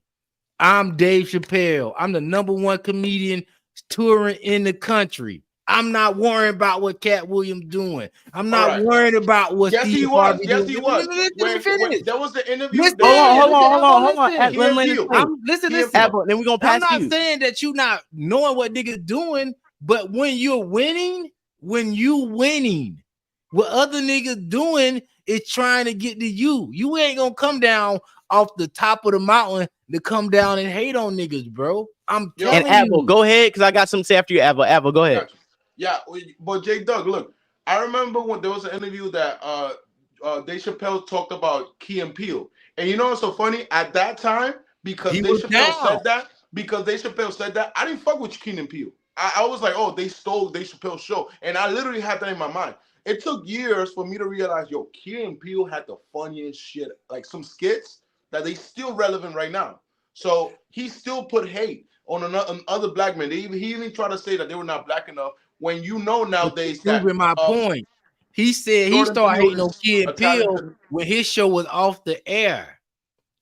When Key and Peele ain't got nothing popping, I don't hear Dave Chappelle coming out talking about, yo, get out, trash. Why? Why would they? No reason to do that. Because you know why? Because it can still be trash. Why can't black people criticize other black people without it being hate? It could be I seen something objectively, I wanted it to be better than what it was. I was disappointed, and I'm letting you know that shit was a 2-pack of ass. Objectively, I understand that, but this is what I'm saying. When you in comedy, when you in rap, it's just like I'm Drake. Drake ain't finna come out hating on Kodak or hating on this nigga talking about yo. I'm winning. But let me say this. But you know why? But you know why that's funny too. Where I don't agree. Why? You know why it's funny? Where I don't agree that like success or you feeling like you're unsuccessful makes you hate. Because I know a lot of niggas, and we both know rappers and other niggas where they wait till they get up to really let niggas know how they feel and really get their hate off. So a lot of times people wait till you get success to get your hate off. And a lot of times when you're up at the top, your hate don't look like hate. Like Jay-Z, he hates on everybody. But when motivation. It's motivation. Don't put the like Evo. That's what I'm talking about. When Jay-Z got you doing it, when Jay-Z start hating on niggas with the money phone, it was motivation. When Boosie like, nigga, you ain't got no jurisdiction here. Shut up. You a hater. He said we ain't T-Paining too much. Like no more. That's the auto-tune hating. But he hated, bro. Hold on. Elbow cook. Real quick. That's not hate to me. How you not hater, bro? Because he's at the top. Because he at the top. It ain't hate. He didn't hate. He said, yo, y'all niggas got the money phone. That's not money to me. That's hate. That's not hate. You know what that's hate? That's like, yo. Nobody don't look at it as hate, because if you acknowledge that as hate, your whole discussion of unsuccessful people or haters totally crashes. And my point, as you could be the most successful as you want to be and still be a hater, proves his point. If holding up money phone isn't money to you and it's so much of a minuscule amount of money, you wouldn't even speak on it. If you were so secure, you might be speaking on it just because, like, I don't. That's like you got a younger brother, right? And your younger brother doing some shit that you know is just like, yo, that's some old corny ass shit. Don't do that. You ain't hating on your younger brother. You just trying to say, yo, it's a better way to floss than that. You know why I don't believe that? Because Jay-Z, when he gets his hate off, death of auto-tune, money phone ain't money to us. You are saying it as hate. It's coming off as hate. It's coming off as dissing. You're not saying like, oh, auto-tune is little cool. Boy money. That's right. If now Jay-Z was as innovative as niggas think he is, he should have been like, damn, auto-tune is here to stay. When he heard it, auto-tune is something that the hip-hop community has finally found. It's about to change the game. I may not do it, but I realize what T-Pain has brought to hip-hop into music in general is something that's going to stay, like the drums, like the kick bass. Cool. When it comes to the money phone, if you're so rich, you're the billion trillionaire. Niggas hold up a couple thousand a year because you know they homeless or they poor, they in the trap. They getting in this where they hitting licks. They do what they gotta do to hold the money phone up. And you should know where niggas come from. You shouldn't be so far removed to where you speak down on it or you have something to say about the money phone, knowing what had to happen for a nigga to have the money phone in the first place. Jay-Z, you should just shut the fuck up. And because niggas in the South do it, I salute Boosie. My nigga, yeah, it's a thing. Like gold teeth, Cuban chains are in the South, dreads are in the South, money phones in the South too. If you're not from here, don't speak on it. We're not going to New York and talk about, hey, yo, wearing butters is ugly because we're not from there. We let y'all have it. We keep it moving. West Coast niggas, we ain't saying, oh, you wearing khakis is bum ass niggas. We ain't saying you niggas is doing it a low rise bum. No, because that's your culture. Money phone is our culture. So don't fucking speak on it, nigga. No, I hear you. But I'm just saying, I look at a perspective of me, bro. Like when I'm up, I'm not hating on nobody young that's down there. But like, J-Dub, what's your opinion on Marlon Wayans trying to justify wearing dresses? Because that's what we didn't talk about, Wayne. Because you was trying to justify the wearing. Oh, we can talk about wearing the dresses. I think I'm gonna be honest. I think wearing dresses. Oh, I could talk about this all day. To be honest, after my research, I actually think wearing dresses isn't as. It's not bad at all. When I say it's not bad in the essence of theater, because people got to understand back in the medieval times, back when the initial plays in theater used to happen, women weren't even allowed on stage. So men had to play the women role in theater historically. Historically, when it comes to theater, even almost to like the 1800s, 1900s, women were not allowed in theater. And even to the point where even when they were allowed in theater. Or in Saudi Arabia. Right. Or certain male comedic actors, white male comedic actors would still dress as a woman as comedy. So even when we look at certain white actors who have worn dresses in comedy, certain black actors, they don't wear dresses in most dramatic roles. We don't have a whole bunch of holiday hearts. It is a historical thing that actors do in comedy. But there is an element of of using that historical element of comedy of men wearing dresses, right, in theater. That fact is actively used on black actors to emasculate the image of black males in society. That is true, but two things could be true. That could be a historical preference, but a historical predate activity of men cross-dressing for theater, and that can also be used to demasculize black men. Let me say this. Let me throw this in the game. It's not demasculating. Everything is a balance, bro. We got niggas in hip hop being over masculine. Yo, I rob a nigga, this, that, and the third. In the rap, you got niggas in comedy that might well dress. This is what I want to get people focused on, bro. If a nigga is paying you millions of dollars to wear a dress, it's no problem, bro. We be worrying about the wrong thing. It's money, bro. It's about money and what niggas gonna pay. I don't feel like black people had anything to say about comedians wearing dresses until Dave Chappelle came out and said, oh, it gotta be something titties. Why everybody gotta put on the dress? Niggas putting on the dress for the bag, bro. Because the facts remain, bro. If a nigga offer me $1 million to put on a dress and I'm so masculine, I'm gonna say, nah, I ain't gonna do it. A nigga Alvo might come behind me and be like, yo, let me get that million. Somebody gonna put on that damn dress. Now, is you gonna not put it on because you so mad? That's on you. It's personal preference. But I don't feel like it's nothing wrong with putting on a dress. I don't feel like it demasculates no black men or demasculate no young black men. What demasculate black men? So you really like the movie Juana Man? Demasculate black men is generation after generation having to go ask the white man for opportunity. That's demasculating. So are you saying you would wear a dress? Yes, 100%. You pay me 100%.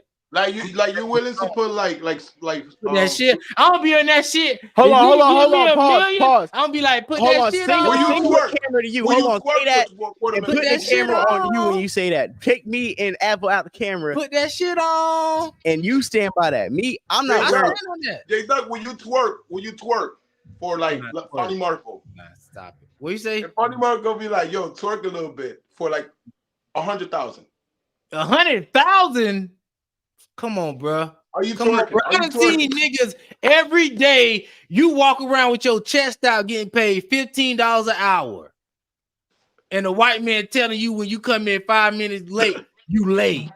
Well, and you talk about being demasculated. You doing it for 15,000.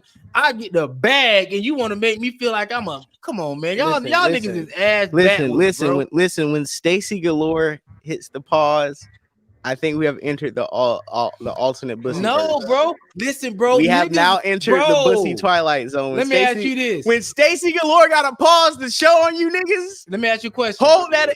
I know you gotta hold that. I'm gonna ask Alvo because I know you're not gonna answer it truthfully. I'm gonna ask Alvo. Alvo, are you gonna take a job paying $10 an hour?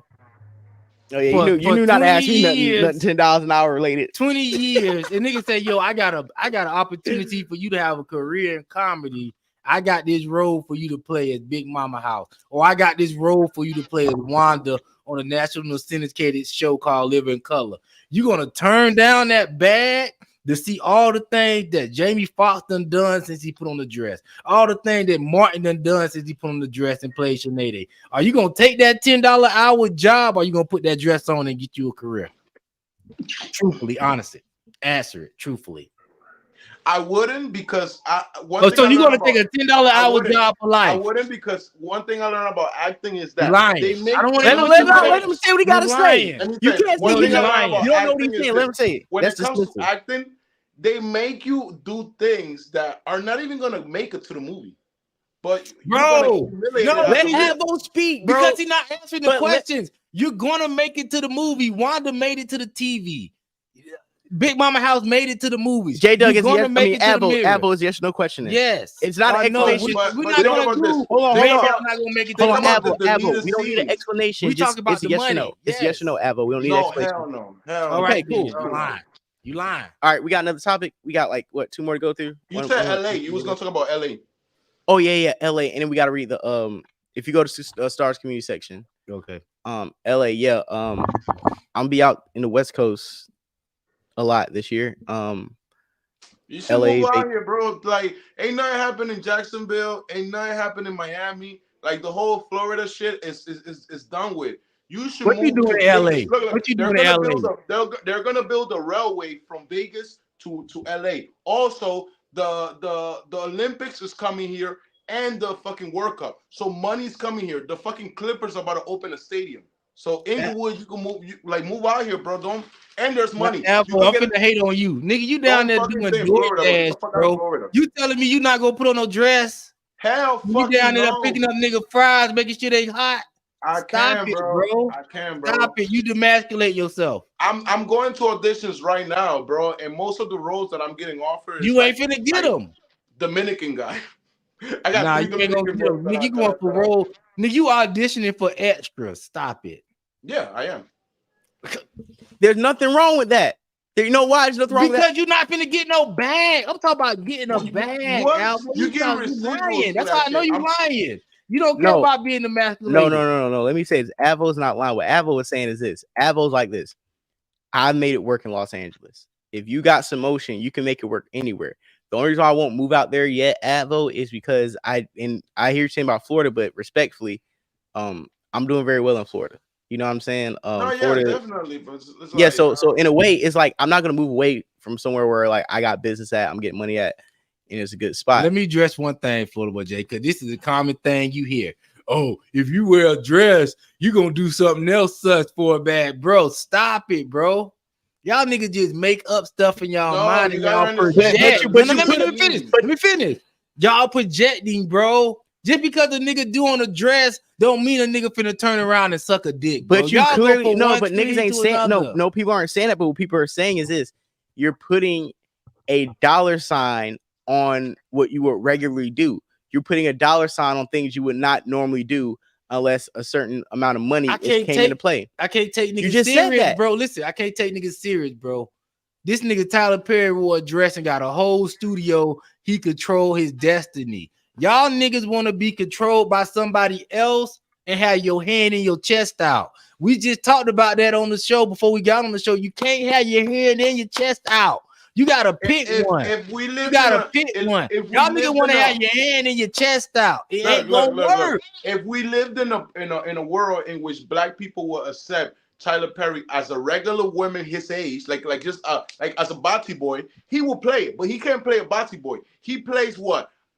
a grandma because we A could bag- accept a grandma. A bag ain't everything. could There's other accept- ways to accept get a a bag man- without being a woman. But That's all again, I'm it's like, saying. Of it's course, not worth it. that go without saying. You can sell but crack. we talking. We can sell crap. I but think then the you reality finish is Tyler prison. Perry's gay. We're talking Tyler about Perry is getting gay. a legit bag, building a career. A dress do not define you as a man, bro.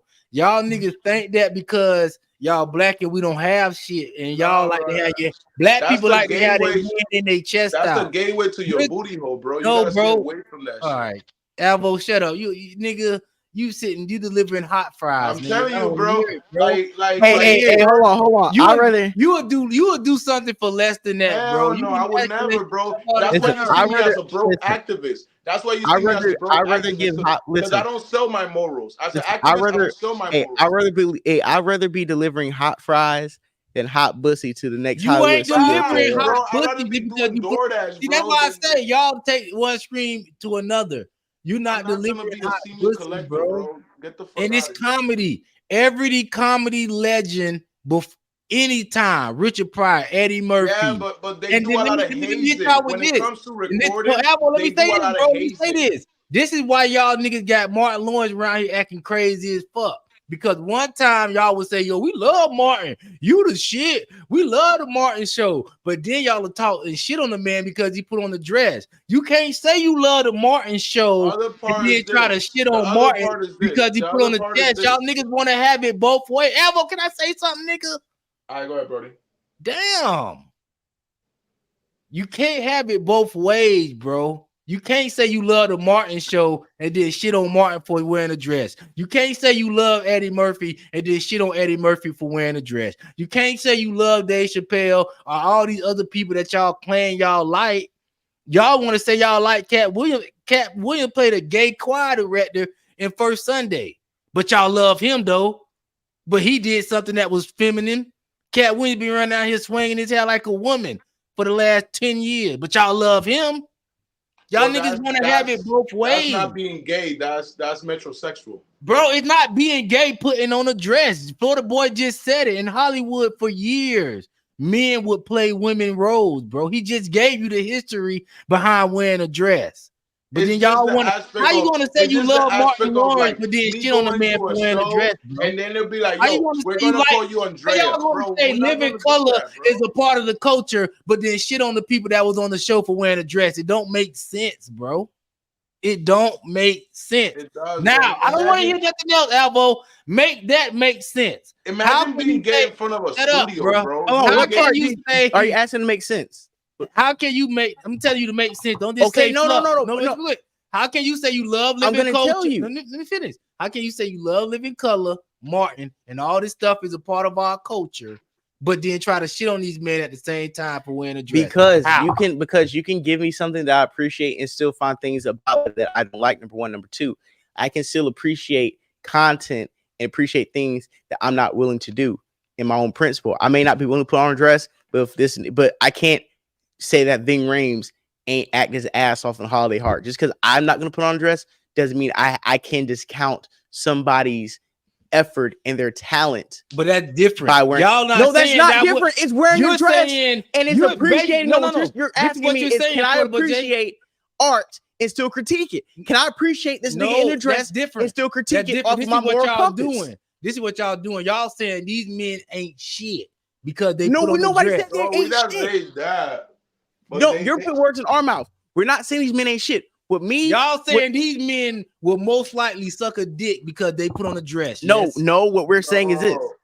No, you're putting words in our mouth. We're saying That's this. what y'all said. No, what we said is this.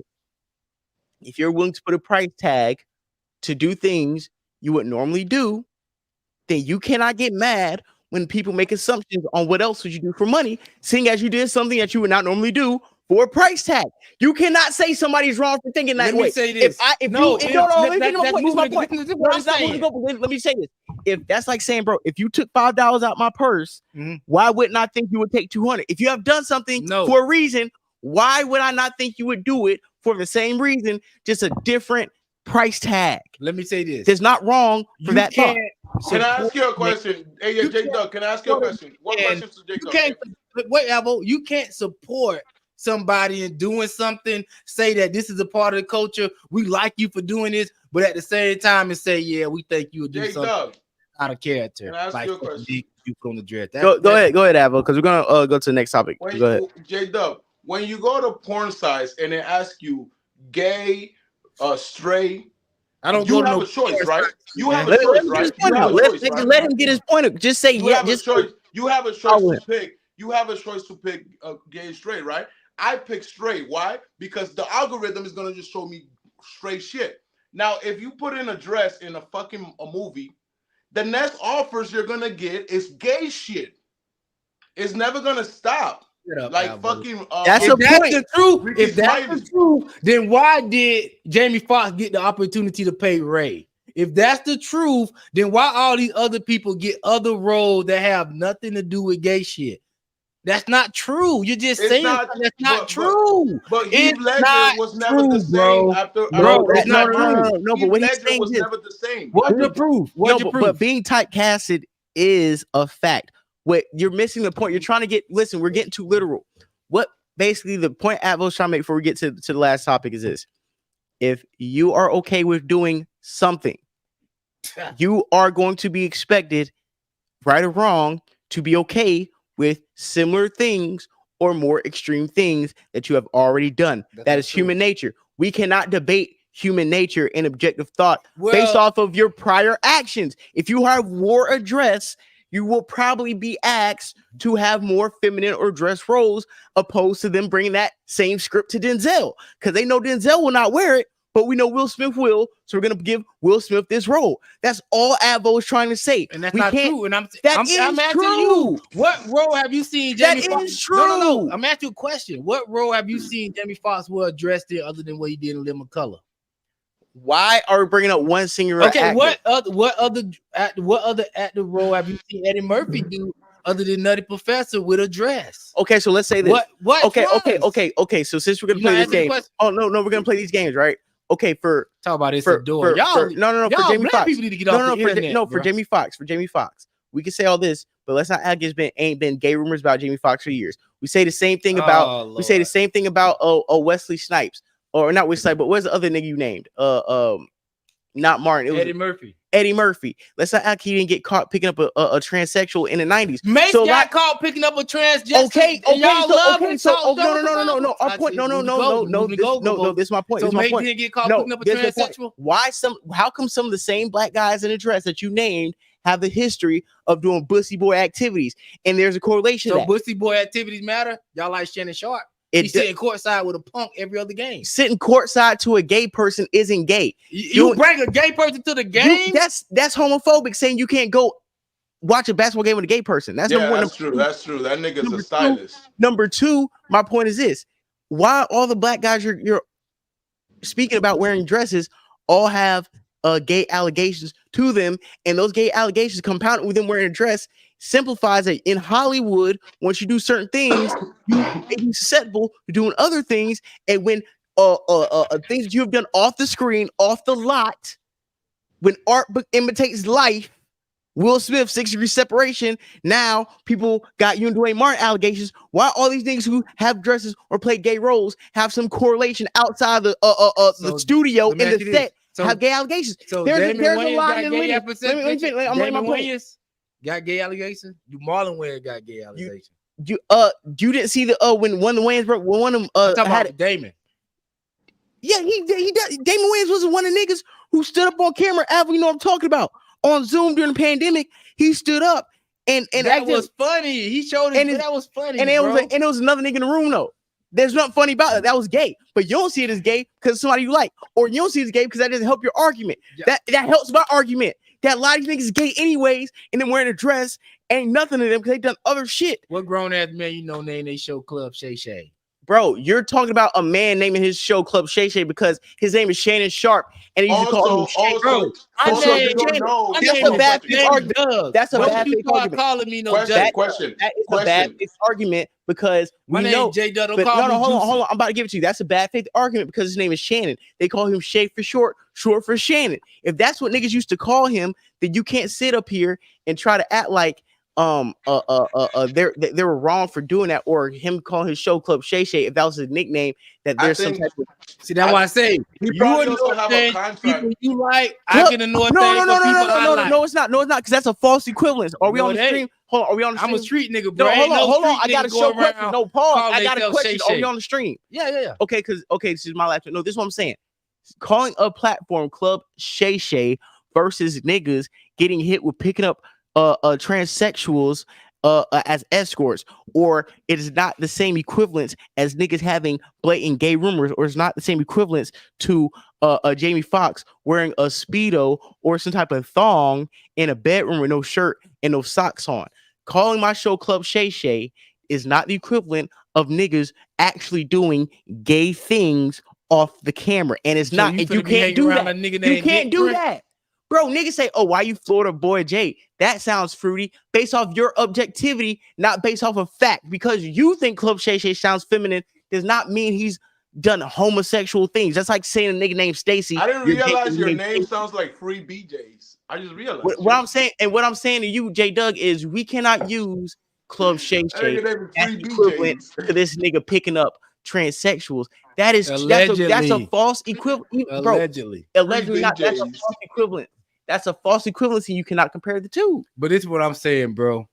In real life, if a nigga got opportunity to make a meal and it's to put on a dress, you can't go around us. If I can't assume that you gay because you pulling up the 5-6 games with a bussy boy, you can't assume I'm doing some extra because I put on the dress, bro. That's what I'm saying. It's all That's crazy. Yes. No, that's not right. That's not right. That's And very you gotta right. be careful, because that's basically saying that I can't go to a basketball game If that's with not somebody. your cousin, if that's your cousin, say it's your cousin. But if you try to It tell don't me have to be my cousin, bro.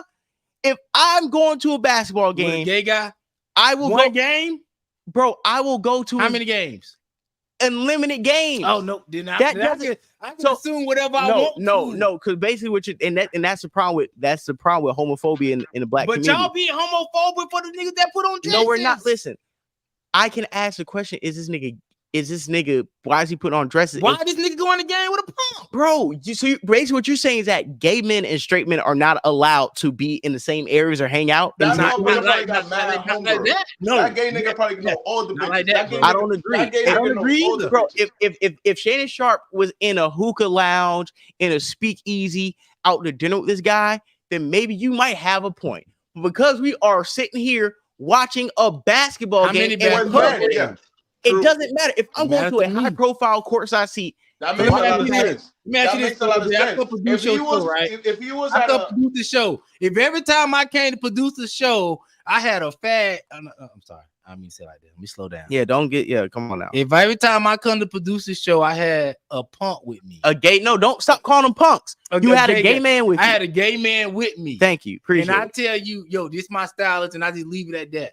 Every time I come do the show, he with me.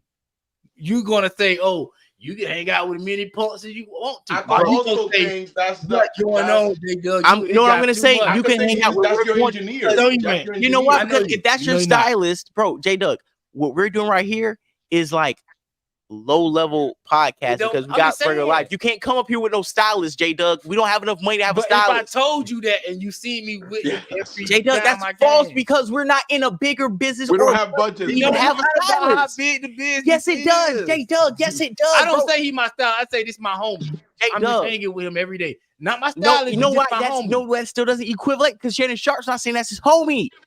Shannon Sharp is in a multi-billion-dollar company So- with a multi-billion-dollar show that has a so what budget stylist for a pull up- stylist. So what style? It's okay. It's business. Why you got to take him to the game? Why? What's the problem if the What's the style? problem with me taking No, my no, homie? no. What- What you're saying? no, No, what you're saying? why No, no. do you I'm gonna have keep to it- take no, him to the game? No, what you're saying just because this person's gay doesn't mean we can't both like basketball. Well, boy, Just Jay, because this person. you reaching, bro. You reaching, bro. So you're saying that? You think he like basketball? See, I'm talking about. Do you know who that stylist is? You know who that stylist is? Do you know he's been a sports stylist I don't ever for see him over at a 10, game. 12 years? Yeah, but I don't ever see him. Show me a picture of him at a basketball game by You himself. remember the journalist with the funny ties? Now you approve your point. If you show me a picture of him without Shannon Sharp at a basketball game regularly, then I'll go for that. But you ain't gonna find that, bro. Yes, you can find it. I'm not gonna find. Bro, I don't even know the guy's name, but what I'm saying is this: if I'm telling you, no, this is what I'm saying. If I'm telling you that this is a sports celebrity stylist who has a reputation and a pedigree for being a stylist to sports figures, and that is a true statement that I don't have to look up just because you don't know who he is. I don't have to validate your lack of knowledge. No disrespect, but I don't have to validate something that you choose not to know. You've seen the guy, and instead of you researching when you first seen the pictures, you assumed the sheep-like thinking that he's gay because it's easier to say he's gay to actually know who he is. So once you find out who he is, know that he's a sports celebrity stylist and that he has every right to be in the same realms and prisms of games and sport events because he has styled athletes historically. And he probably knows the athletes. I'm gonna say it like this. Albo, wait 1 minute. I'm gonna say it like this. If you hang out with a gay man, just like with the dress, I'm gonna only imagine what you would do with that gay man when y'all ain't around. Not really. If you can imagine, that's not true. Because, for example, I'll give you an example. Wait a minute. If you can imagine all this stuff about a man wearing on a dress, my imagination could run when I see Shannon Sharp with a gay man. All right, go ahead, Avo. That's all I'm saying. All right, let's say I go to Alexander McQueen's, right? And Alexander McQueen shows up into the store and meets me, right? And I'm a basketball player. I'm Jeff. I'm Harden. I'm whoever. I'm Westbrook, right?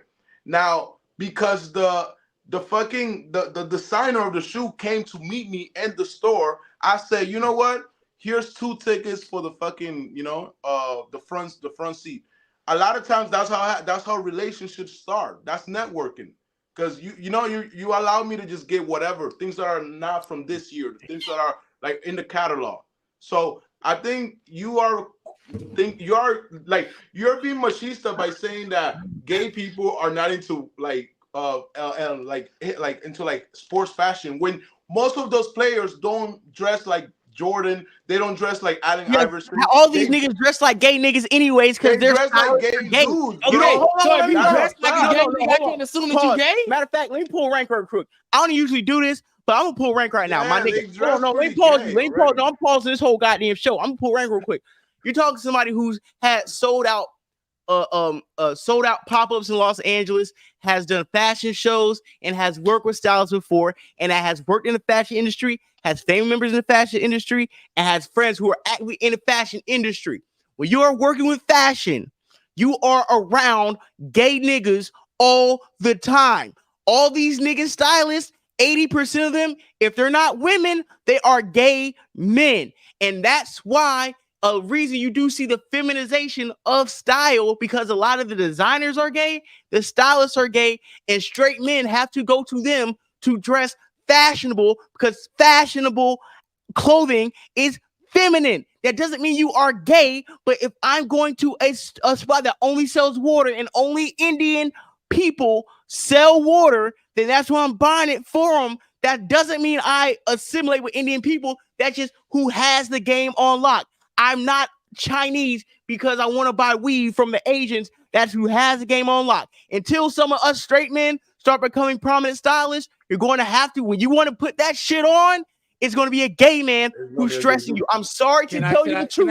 I'm going to blame my plane, but I'm pulling rank when it comes to fashion. It's like when it comes to comedy, I let niggas speak because y'all got intimate knowledge on that because y'all sat there for hours and y'all been in those comedy rooms. I'm saying my point. You proving my point. Be careful. No, this is what I'm saying. No, proving my point. Because I've been in fashion and I'm a straight man in fashion and I've been in business with straight men in fashion. We work hand in hand with gay men to get our ideas, our styles, and our concepts off because we understand that in this era and in this segment of work in fashion, gay, straight, all that shit doesn't matter because we have a unified vision to get some shit done. And I don't give a fuck if you sucked a dick or ate coochie last night. If I need you to draw up this hoodie, these shoes, this skirt, and you're gay or straight, if you can do the job, I'm hiring you and we're gonna work together. And when this whole thing pops off, gay or straight or whatever you are, we're all celebrating because the check got cut. We all get in the bag. When you have to be able to work with gay people. I understand that. Work. Now, is you finna go out to multiple games? Are you finna take these gay men out of the stylist world into your personal vibe? Prime example. No, that's a question. Yeah. You are. My prime example. My Memorial Day party, right? Mhm. Wasn't a gay nigga there? Yes or no?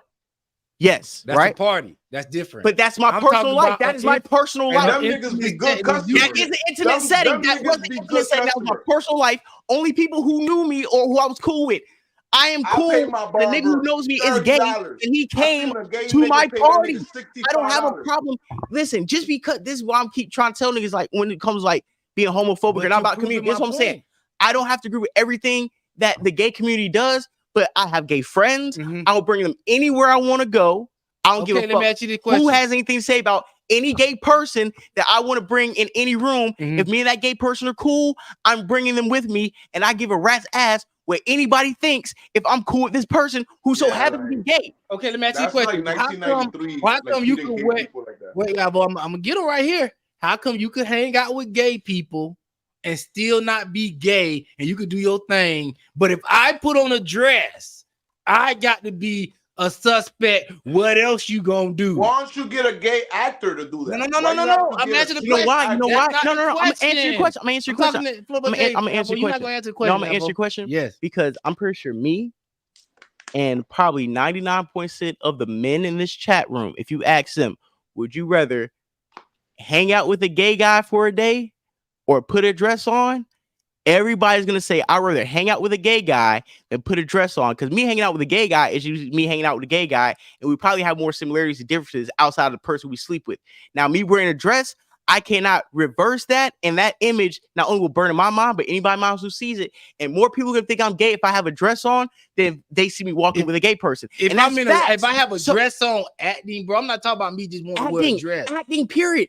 Ask the chat right now. Would you rather be in an acting gig wearing a dress, or would you rather be eating goddamn sushi with a gay guy? This is different. I'm getting paid $1 million to wear a dress, bro. You're hanging out with this gay guy for no reason. I will hang out with a gay guy for free. Okay, and that doesn't mean I'm gay. That just doesn't because mean I put on a dress for $1 million don't mean You're that gay I'm either. possibly finna suck a dick just because I put on a dress. Just because you're hanging out And with that's a a good gay point. guy. Never say just because you're hanging out with a gay guy for free, that don't mean For the Boy Jay will possibly sleep with a gay guy just because he's hanging out with him. And you know why I like your point? And That's all I'm saying. You know why I do agree with what you're saying, because what you're saying is Don't this. agree with him. No, Don't hold on, agree no. with him. He No, got no, but the this- gay No, before he he had don't it. he don't agree with me. going with what I'm around, saying. bro. No, but He this, got no, but you with no, a let me finish. This bullshit is why. about- No, this is the point that I agree with. I'm not agreeing. See, where me and him disagree with is which one weighs more in the ridicule. I'm not That's- saying which one no, way. no, no, no. I'm just saying if it's gonna be speculation about me putting on a dress, It's gonna be speculation. it's gonna be And I speculation agree. about you too. And listen, and That's I what I'm do, saying. and I agree with that. That's why I'm saying I do agree with that point. So So I was I arguing don't was this. agree with My it point when I because was it's arguing like- was this. Hold on, It's hold like on. hanging out with a Bati boy or hold on, dressing like a Avo, hold Bati on, boy. Avo. Avo, this, Dressing like a Muddy in the Bati water, boy is Avo. hold on, not hold on, hard. hold on, Avo. This is my point. Hold on. This is what I'm saying. I agree with what J Doug is saying, because J Doug is saying both acts carry a stigma of homosexuality to it. That's all I'm saying. And my point was this. I agree with that. And my compounding argument was, okay, we're agreeing on the same level playing field. Now let's ask the next question. Let's ask the chat. All the straight men, would you rather be at a basketball game with a gay person at your own leisure, just chilling? Hey, me and the gay homie going to see the Knicks? Or would you rather wear a dress, not for a meal? Would you wear a dress for some money? For some money. You're not doing it for free. In a film that's going to be Let's say a meal. replayed in all eternity. Because once you put some on camera, it's on camera. That's fine.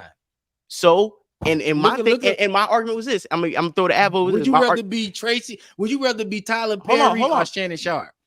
My argument was that basically that's the argument. But what you're saying with Tyler Perry is like, oh, everything comes. We're not trying to add Tyler Perry's success. What we're adding is, would you rather wear a dress for a check or hang out with a gay person in public? That's the argument. And I'm saying this: most straight men are going to say, I'd rather hang out with a gay person in public for free than get paid to wear a dress on camera. I'd rather get paid Tyler Perry level money to wear a dress. We're not talking about Tyler Perry level money, because most of these niggas who wore a dress did not get paid Tyler Perry level money. Who didn't? None of these niggas, bro. Living Color was not paying Jamie Foxx millions to wear a dress. Will Smith did not get paid $2,000. First time, this album, how long? The first time Tyler Perry get put on the dress, he didn't get no $1 million. It's a long career. Jamie Foxx got the career. Martin Lawrence got gay the forever, bro. They got You're gay money. forever. You're not just gay for that only time that you record. You're gonna become a meme. You're gonna become a Twitter meme. And they wore this in the early 90s, like 91. They got a dress on. You have kids and your kids come to you like. That's what me and Avo saying are gay. What me and Avo saying this: when you do this thing on film, Jamie Foxx say he wore a dress on the cover in 1991. All right. It's 2024, and we're still bringing up in reference to masculinity in men and in Hollywood and in the industry, right? Shannon Sharp going to the basketball game with a gay guy in 2-3 years, nobody's gonna remember it. Why? Because you doing something on your own accord that's genuine. That's like, okay, regardless of the fact that he's gay and I'm gonna be looked at crazy, I'm still gonna take this person to the game because me and him both like basketball. Fuck who he sleeps with that night. Versus, you know what? I'm a regular normal ass nigga, but you give me $10,000, I'll put a dress on right now. You put me on camera. Now you trying to say 10,000? Listen, some of these niggas did get paid 10K. No, so stop it. Listen. This is what I'm nobody saying. was cutting $1 million checks for niggas to wear a dress in one scene, and we both know that because they paid Terrence Howard like 5K for Hustle and Flow. So how you paying niggas 5K for a whole film role? Thinking niggas getting paid $100,000 to wear a dress for one scene on a low budget show or a movie? That's asinine. You know how finances work. Niggas ain't getting no fucking bag to wear a dress. This is what I'm saying, bro. If that was the case, Brandon T. Jackson would be set for life after Big Mama's house too, and he would never run around talking about Hollywood fucked up his life after he wore that dress. This is what I'm saying. He fucked his own life. This is what I'm saying. We got more respect for the real life gay people than we got for the men that took and wore a dress and just did a role. Yes, because you know why I got more respect for gay people than the nigga who wore it for money? Because the gay nigga, you wore a dress knowing you was probably gonna get your ass whipped, knowing people was gonna look at you crazy, knew you was gonna get denied opportunities, and you still walked out in that dress because that's what you want to do, regardless of the white things. chicks. No, listen, let me finish. You wore that dress regardless of the things you knew that were going to be stripped away from you once you were seen with that dress on, versus I'm gonna get opportunities while wearing this dress. You're wearing a dress for advantages. Niggas wearing a dress off because of they who actually they taking are. a dick in their booty. You got more respect for them. I do. Okay, that's all I want to hear. I will have more respect for somebody who's wearing a dress, knowing actually the negative condescendence. I have more respect for people who are going to do things not for the benefit of their own personal gain, but for the benefit of their souls. Well, he's not a capitalist. No, it doesn't matter about capital. You can't keep throwing labels on things to kibosh arguments that defeat yours. What I'm saying is this: I have more respect for people who do things. Let me finish. No. Capitalism does not mean your stance wins. I have more respect for people who do things because that's who they are than for people who do things for an advantage. If you wear a dress knowing you can lose opportunities and lose relationships, I have more respect than that than nigga who said I'm gonna get a dress because there's opportunities and bags that come. Those are two complete reasons. That's like saying I'm a shoot nigga to get on, or I'm a shoot nigga because it was right for me to shoot this nigga because he violated. And I'm gonna say I got more respect for a nigga who put on a dress, take it off, got a bag, and go be with some women than I do for a nigga that just put on a dress to take a dick in their ass. That's me. But we can disagree, but I think this is a very fire conversation, to be honest. And I think a lot of YouTubers and a lot of other people aren't going to have these type of conversations, especially for the fact that none of us, as far as I know, us three, none of us are in the community. But I think it's healthy to have three straight black men who are not in the community who can have different points and different levels of tolerance and acceptance for the community or for certain perceptions that you may have if you interact with said community. And people need to see these types of conversations. People need to understand that we're not a monolith. All straight black men don't think the same as like everything's gay, everything. No, some of us know that there's a nuance to things. Some of us know historical nuances to theater. Some of us know historical nuances to society and the perception if you even associate with gay people. But a lot of that, what I be trying to tell certain niggas, bro, you lose out on a lot by not fraternizing or not befriending this guy because he's gay, because you don't know, he may have all the hoes. He may have the plug on the next business opportunity. He not asked for no bussy. He just said, hey, when you get there, just like a regular straight nigga, when you get there, after I pass you the plug, just shout me out. And that's all. I'm letting play. That's the biggest thing we do that fucks us up sometimes as straight men is understanding that. I'm giving you Avo. one thing a lot of us straight men do that is a very big disservice to us is that sometimes we refuse to work with a gay person that actually has an opportunity for us and doesn't want anything in return. But what everybody else in the universe who wants to return is just some credit. They're not asking no pussy, not asking to make out with you. They're like, hey, listen, I'm gonna give you this opportunity just like a straight man would, and I want the same thing a straight man would. Just put Fashion. when you get to the top, when you get to the next pinnacle, just refer my name to the next person when you get the influence. When you get the bag, shout me out. And this is what I'm saying. I'm gonna let you come in after that. He said it was my turn. You see, Hold like, on, man. Up, bro. Give it How do I keep a thought if you always gonna stop me? Like when it comes, like you see, I lost my train. I really had it in my mind. You could go ahead. I'll think about it. I'm just saying we're gonna miss a lot of opportunity that we could do to build as a black community if we look down on these black men actors that we claim to be great that wore dress. A lot of these guys are people like fuck them niggas. Fuck them niggas. You know why? Because you trying to stand up with niggas who already done sold out for a bag. Let me finish. I'm not aligning myself with niggas in dresses. I really align myself with the people who actually run the industry, which are women, gays, and whites. If I'm getting a bag, that's the problem that niggas don't understand is this. When you actually succeed and you actually accomplish certain things in certain areas of your expertise or whatever your interests are, guess who is on the other side of that door? Whites, women, and gays. Guess who are not on the other side of that door unless it is you? Black straight men. So instead of me, you ain't gonna take no opportunity from Tyler Perry, bro. I will. That's my this is my point. I'm not wearing a dress. No, this is my point. I'm not wearing a dress. My point is this: I can work with and for gay people, women, and whites. I'm not gonna stay on this pro-black man principle and lose a bag because of perception or because I got a sticker to the white man. Oh, the black man needs to be up, nigga.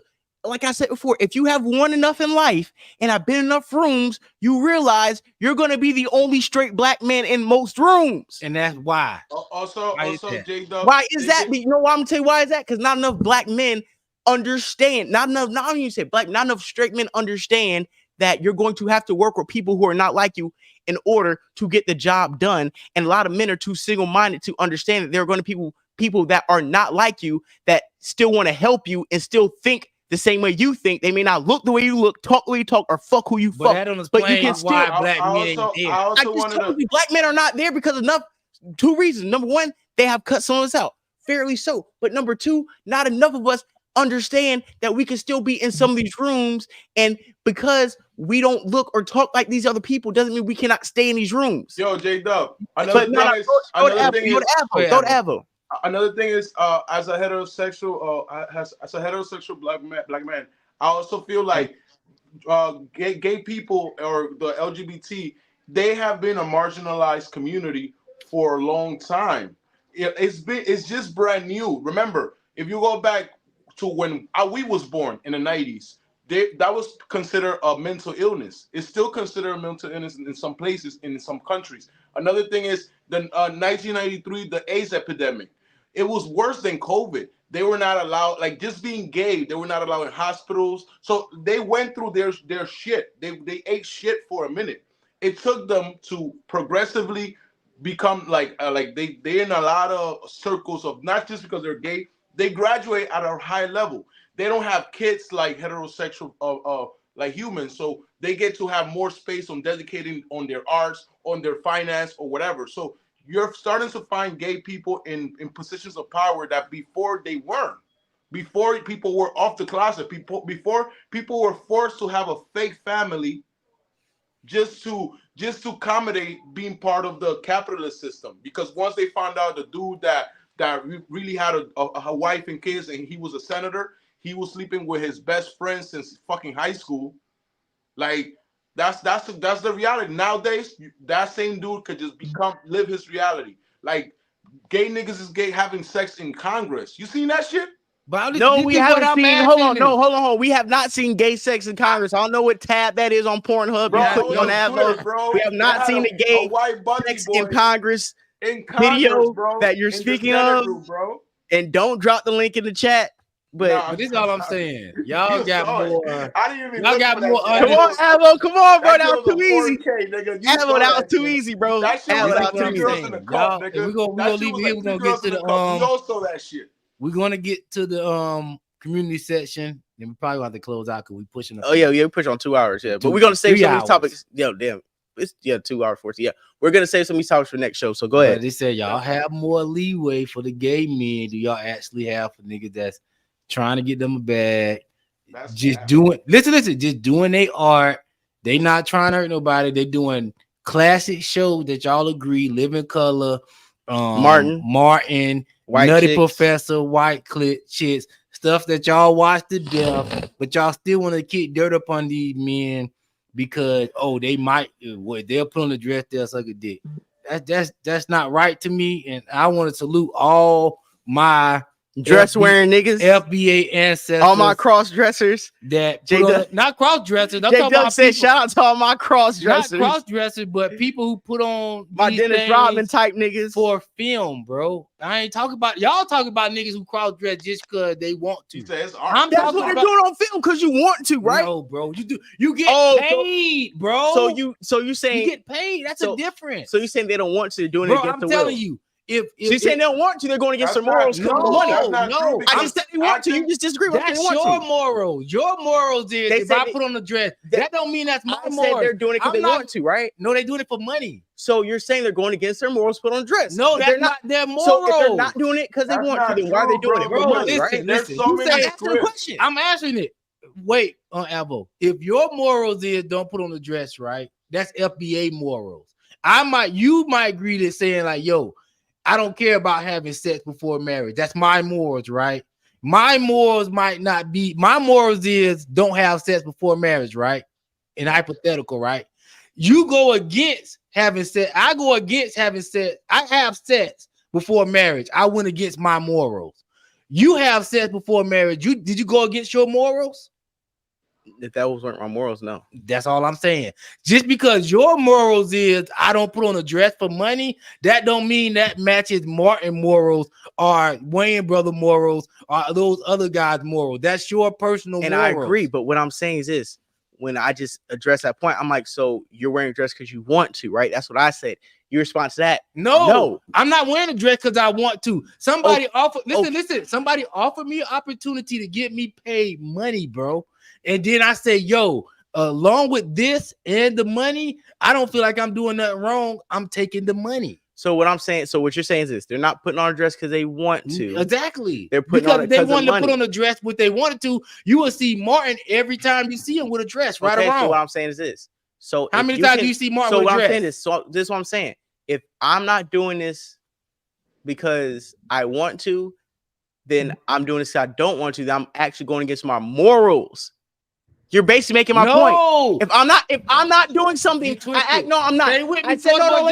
I'm saying what you're saying. You're saying this. I said they're wearing dress because they want to. You said no, they're not wearing it because they want to. They're wearing it because of the bag. No, so they not. Listen, they don't have no morals against wearing a dress. They're regular men. You said they would not do it. Listen, that don't wear dresses. So they don't want to wear dresses. But they're actors. They're not against wearing dresses. They just don't wear dresses. So if somebody coming to you and they don't have no type of negative feelings about wearing a dress, it's just, yo, the opportunity came.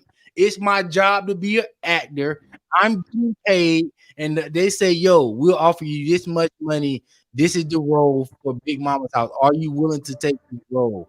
I'm not going against my morals. I'm doing my job. You may say, yo, taking out trash is against my morals. Do you want to take out trash? No. But the white man said, yo, I got a $20 hour job for you to take out trash. Did you go against your morals or you just took a job? If you're doing something you don't want to do for a check, you're going against your morals. No, you're just doing something that you don't normally do. You're getting the money. Then you're getting paid to do things you would normally do for a check. So actually, you can be paid to do things you would normally do. You could be paid to do that thing. I may not be able to get. You can't pay me. Can't pay me to go against my morals. Let me prime example. You don't take perks. No. If I said $5,000, pop this perk, and you pop that perk, and I came next week and I said $10,000, you smoke this crack. You cannot get mad at me seeing that you took 5,000 to pop a perk? Yes or no? Yeah, because guess what? Okay, that's so against that's my morals. But this is what I'm saying. But this is what I'm saying. But this is what I'm saying. Taking a perk wasn't. No, this is what I'm saying. Taking a perk is not against your morals. But taking a perk was against your morals. You just did it for a dollar amount. No, yes. If wearing a dress against your morals, you did it for a dollar amount. But that's not. My whole point. You're assuming that wearing a dress is against their morals. That's what you assuming. If you come to me and say $10,000 to pop a perk, you can't say, "Ooh, I paid you to do something that was against your morals." Like, no, if you don't pop perks, anyway. But a dollar amount made you pop perks. That's like saying you don't wear dresses, but a dollar amount made you wear dresses. You can't get mad. That's the exact same point. But Jay, you're saying this is what you're saying, bro. I'm saying this. I don't feel no way about it. I don't care about popping perks. I do popping perks. You come to me with an opportunity to say, yo, I'll pop a perk. I pay you. That's not against my morals. If I come to you and say, yo, I would never pop a perk, and then you say, I give you some money to pop this perk, then I say, yeah, I'll pop it. Then, yes, I went against my morals for the money. But if I don't feel no way about popping perks and you offer me money to do it, I say, yeah, I'll do it. That's not going against my morals. That's just something that I normally don't do. Well, I hear what you're saying, and I think what you're to is if people have a theatrical background on why they're wearing a dress and this is a reject for the job, I think that's a nuance you probably didn't all the way say, but I'm just gonna crystallize that as a point because sometimes J-Dub, when two people are having different points of views, we do a disservice by I can still disagree with you, but I can still help you make your point clearer. And a lot of people don't do that in the back and forth. Like for that point you're saying. The only thing I didn't hear you say is kind of add a nuance and listen, like the person wearing the dress has an already preconceived notion that this is theatric. So this is why I don't have a problem with it. Or this is why I would do it for a dollar amount because there is a precedent to what I'm actually doing. And I wanted to say that in your argument, even though I disagree with you, I wanted to say that because I think that's a good backbone for your argument to stand on of the reason why instead of just being like, well, I'm going to do it. Because without that point, some people can be lazy enough to throw what you're saying and just say, well, you're doing it for a dollar amount. You're doing it for a dollar amount. You're doing this. But you're saying there are nuances to why people don't have a problem with it, or there's nuances to why people can rationalize it. The only thing that I didn't nothing wrong with doing something right, for but a dollar the amount. only reason I'm disagreeing with that is the principle of doing things for a dollar amount can leave you open to other requests you made based off of, and that's just what you disagree with. But that's my point. I agree. I like your point. I don't want to cut you off. But it's some stuff that I just won't do. Don't matter how much they pay me, bro. And it's some stuff that you can pay me, and I'll be like, you know what, I'm gonna do it, get that bag. But some stuff I'm just ain't gonna do no matter what, bro. You can't take that from a man and say, yo, just because you did one thing for money, you gonna do anything for this money. That's not true. But you gotta be responsible for digital footprint. Digital footprints is something very important. Whatever you do on recording, on video, like it doesn't just stop in that moment. A good example could be Little Boom and fucking does Walmart. Stop in that moment. It never stops. No, it doesn't. So it never stops. So don't be mad when people bring it up. Listen, because it's like this. What me and I was saying, like, bro, if I take a kid, I'm like, yo, go to that store, steal a pair of Jordans, and you do that. I can ask that kid, yo, go to the bank and steal some money. If you can convince somebody to do something they normally would not do, then regardless if the person who does the act thinks is right or wrong, if I tell Avo to eat the fries out the person's bag, right? Then I tell Avo next order, eat the combo, and Avo cannot look at me like, damn, you sideways for asking me that when I know you ate the last person's fries. Why wouldn't I expect you to eat the combo meal if I offered you a dollar amount? I.e., if you wore a dress in a movie, why can't I grip your ass cheeks at this Hollywood party knowing that I paid you to wear a dress, knowing you didn't want to do it? Come on, Terry. So if you Come go on, to Terry. a We game gave with you a $1 gay million, person, Terry. why can't I Terry, you think we really if I'm gay because you already alone with me? Why, if you take me to the game, you should be able to take me to the bedroom, right or wrong? But that's what I'm saying. What comes with you wearing a dress, you have to be okay with that. What comes with you hanging out with a gay person comes with that. If I'm hanging out with a gay person and I think things are cool, my God, let me ask you a question. I'm giving you. Hold on, and I think me and this gay person is just homies. This gay person tries me and I turn it down. I have to hold myself accountable for lack of discernment and not seeing through the ulterior motive. It doesn't mean that I didn't come into this with a pure heart and optimism, just like I should give your person consideration that just because you had on the dress does not mean you don't know theater and you didn't come in with pure optimism. That's all I'm saying. And pure intention. But just like with me, I cannot be naive enough to not expect to be hit on by gay people if I'm being out seen with my gay point. people, That's just fine. like you. But this is what I'm saying with you. You cannot expect not to be offered more extreme roles after certain people have seen you in that dress, right? Just like certain people, and you're certain right. gay people are going to try me, certain people are going to try you. That doesn't mean that what I did has to be discounted, and that doesn't mean whoever I did this for or with is bad. But there's going to be certain people who are going to see the act that I did, and they're going to try to either compound or capitalize who they think I am based off what I just that's did. not what y'all said. I mean, right here, you said No, it doesn't matter what I say. I'm growing in an argument. I'm doing me wrong, and I'm growing with what you're saying. That's a legit fair argument. You should listen to the argument, though. The problem is you don't listen to it. We're agreeing to disagree,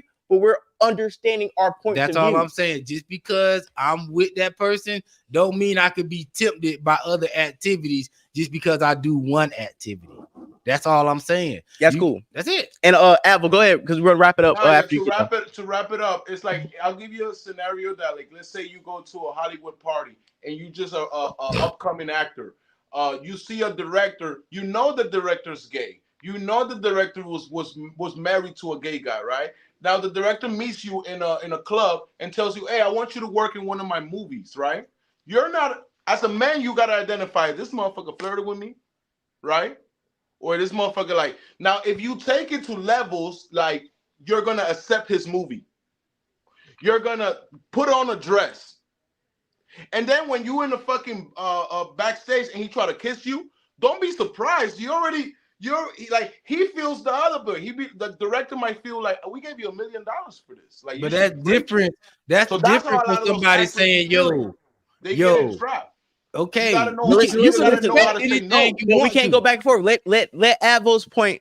You gotta know how to say no, and the way you say no is by from the beginning. Say we're not taking those roles. There's 15,000 roles, like Katt Williams said. You could pick a role of a slave if you want to. If you don't want to, don't pick that. If you want to be a gay guy, you don't want to be that. You could pick the role you want. Maybe you're gonna have to play a bunch of roles and do a lot of castings, but there's roles for you. It's your option to play a gay character, and I feel like you are playing with fire because you're kind of throwing like a subliminal that you are gay. Like, if you're putting on a dress, you, like, how many gay guys are in Hollywood? Why you don't hire a gay actor?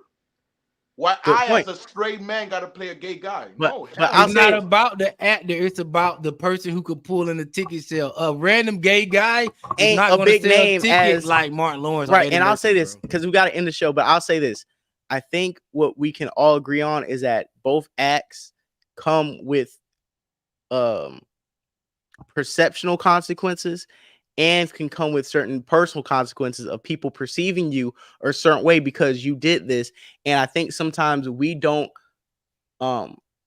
appreciate some of our men who are so secure in their sexuality that they can maybe wear a dress or hang out with gay men and know they're not gay, so they can dive into these worlds without their sexuality being tested because they know who they are. Yes. And we act like that doesn't exist. We out there are not like straight ass niggas who aren't around gay men. We out there not straight ass niggas who aren't doing gender fluid acting roles. And if you're in the music industry or entertainment industry, gay niggas are everywhere. So that's another thing I'm trying to get to some of the audience members is this: you cannot be homophobic and work in certain environments because the place you're trying to get to, you're going to be in for a rude awakening when you finally get there, and it's nothing but gay men and women, and no real niggas are there. No, 100%. That's go ahead, Avo, you out? Yeah. Okay, cool. We wrap it up. We go to the comment section. That's all I'm saying. Like, just because I put on a dress, that don't mean that I don't know how to move in this environment after I take the dress off. That's it. And just like any other person, I mean, to each his own. I don't say put on the dress. If that's against your moral compass, that's it. But I don't see Hey, it. salute the big homie, man. That nigga talking about I gotta chill on exfoliating soaps. That nigga must came in on the Mos Def part. Stars community section. Listen, somebody said in Stars community section that it looks like I eat pink marshmallows at night and giggle. I ain't like that statement at all. Whoever said that, I don't appreciate that. Also, we got one comment. It says, "Man, why are people calling you not call niggas out in court? Why you call?" So I'm gonna read some of the comments right now. It said the look he makes when his man asks him if you love him when I wear this right. Salute to FBJ, you as well, star. Glock Dookie out here looking like a B2K backup dancer. Another sus photo, at least he's consistent. When alcohol abuse meets bussy, out here looking like some Pokemon. That couch looked covered in bussy residue. That's crazy. Zesty Florida J, another audition casting couch we can see. What a gangster, shaking my head. I mean, y'all's kind of weak in the comments. We got to take a better picture, or like niggas just got to get better roast. But I want to say salute to the Star Community section. The numbers look great on last episode. The numbers look great so far this month. We've been doing some real good stuff. We have a couple new things coming up as far as content. You know, some sports stuff. We might be cooking up another show. I'm gonna keep editing, keep dropping clips, keep dropping these reels. I want to say thank you to everybody who's been watching the show. We did some good views today, J Doug, huh? Yeah, man. Yeah. We was up on YouTube. Everybody check out YouTube. That's on Facebook. Come to YouTube. Yeah, man. We turned up on YouTube. Sorry we couldn't get to everybody comments that were coming in kind of fast. Yeah, and one of the things me and J Dub been trying to do is we want to record a lot earlier so we can avoid the starry clips, because sometimes we go live same time stars are going live, or we go live and stars going live, and that the fan base is pretty much kind of like the same in a way. So to have a kind of like a time, we appreciate it, and I want everybody to have a good weekend. We might go live Friday depending on what pops off in our time schedules. And just want to say thank you to everybody who's liked, subscribed, hit the share button. Please share this. J Doug, thank you once again for the production, for the commentary, and helping me guide this episode the right way, episode 102. And you guys enjoy the rest of the week. Have a great time and start 2024 off the right way. Don't waste your time. Scratch your ass, sniff your fingers, man. Get to work. Off top, man. We out, man. Yes, sir. Peace out.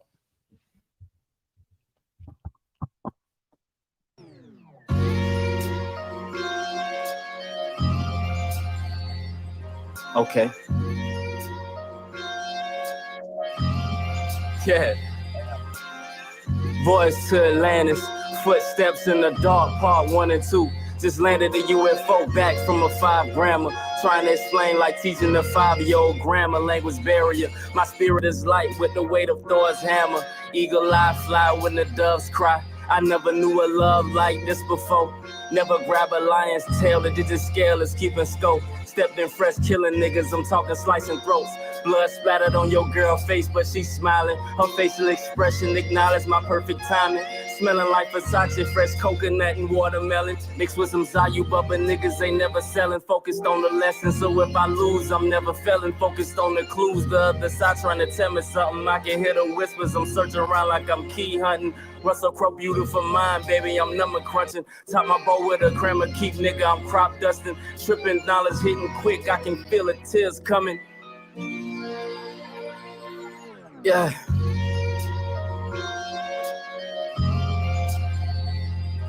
Yeah.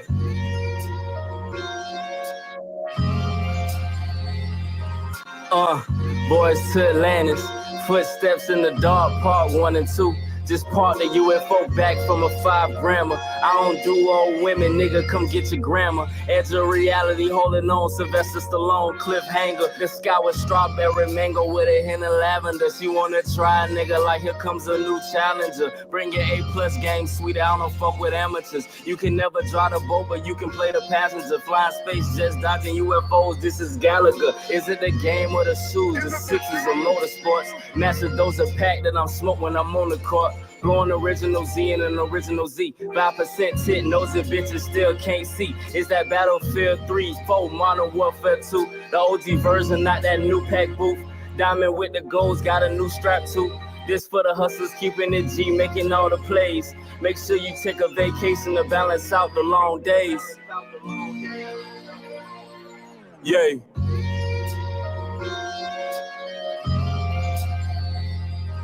Yay.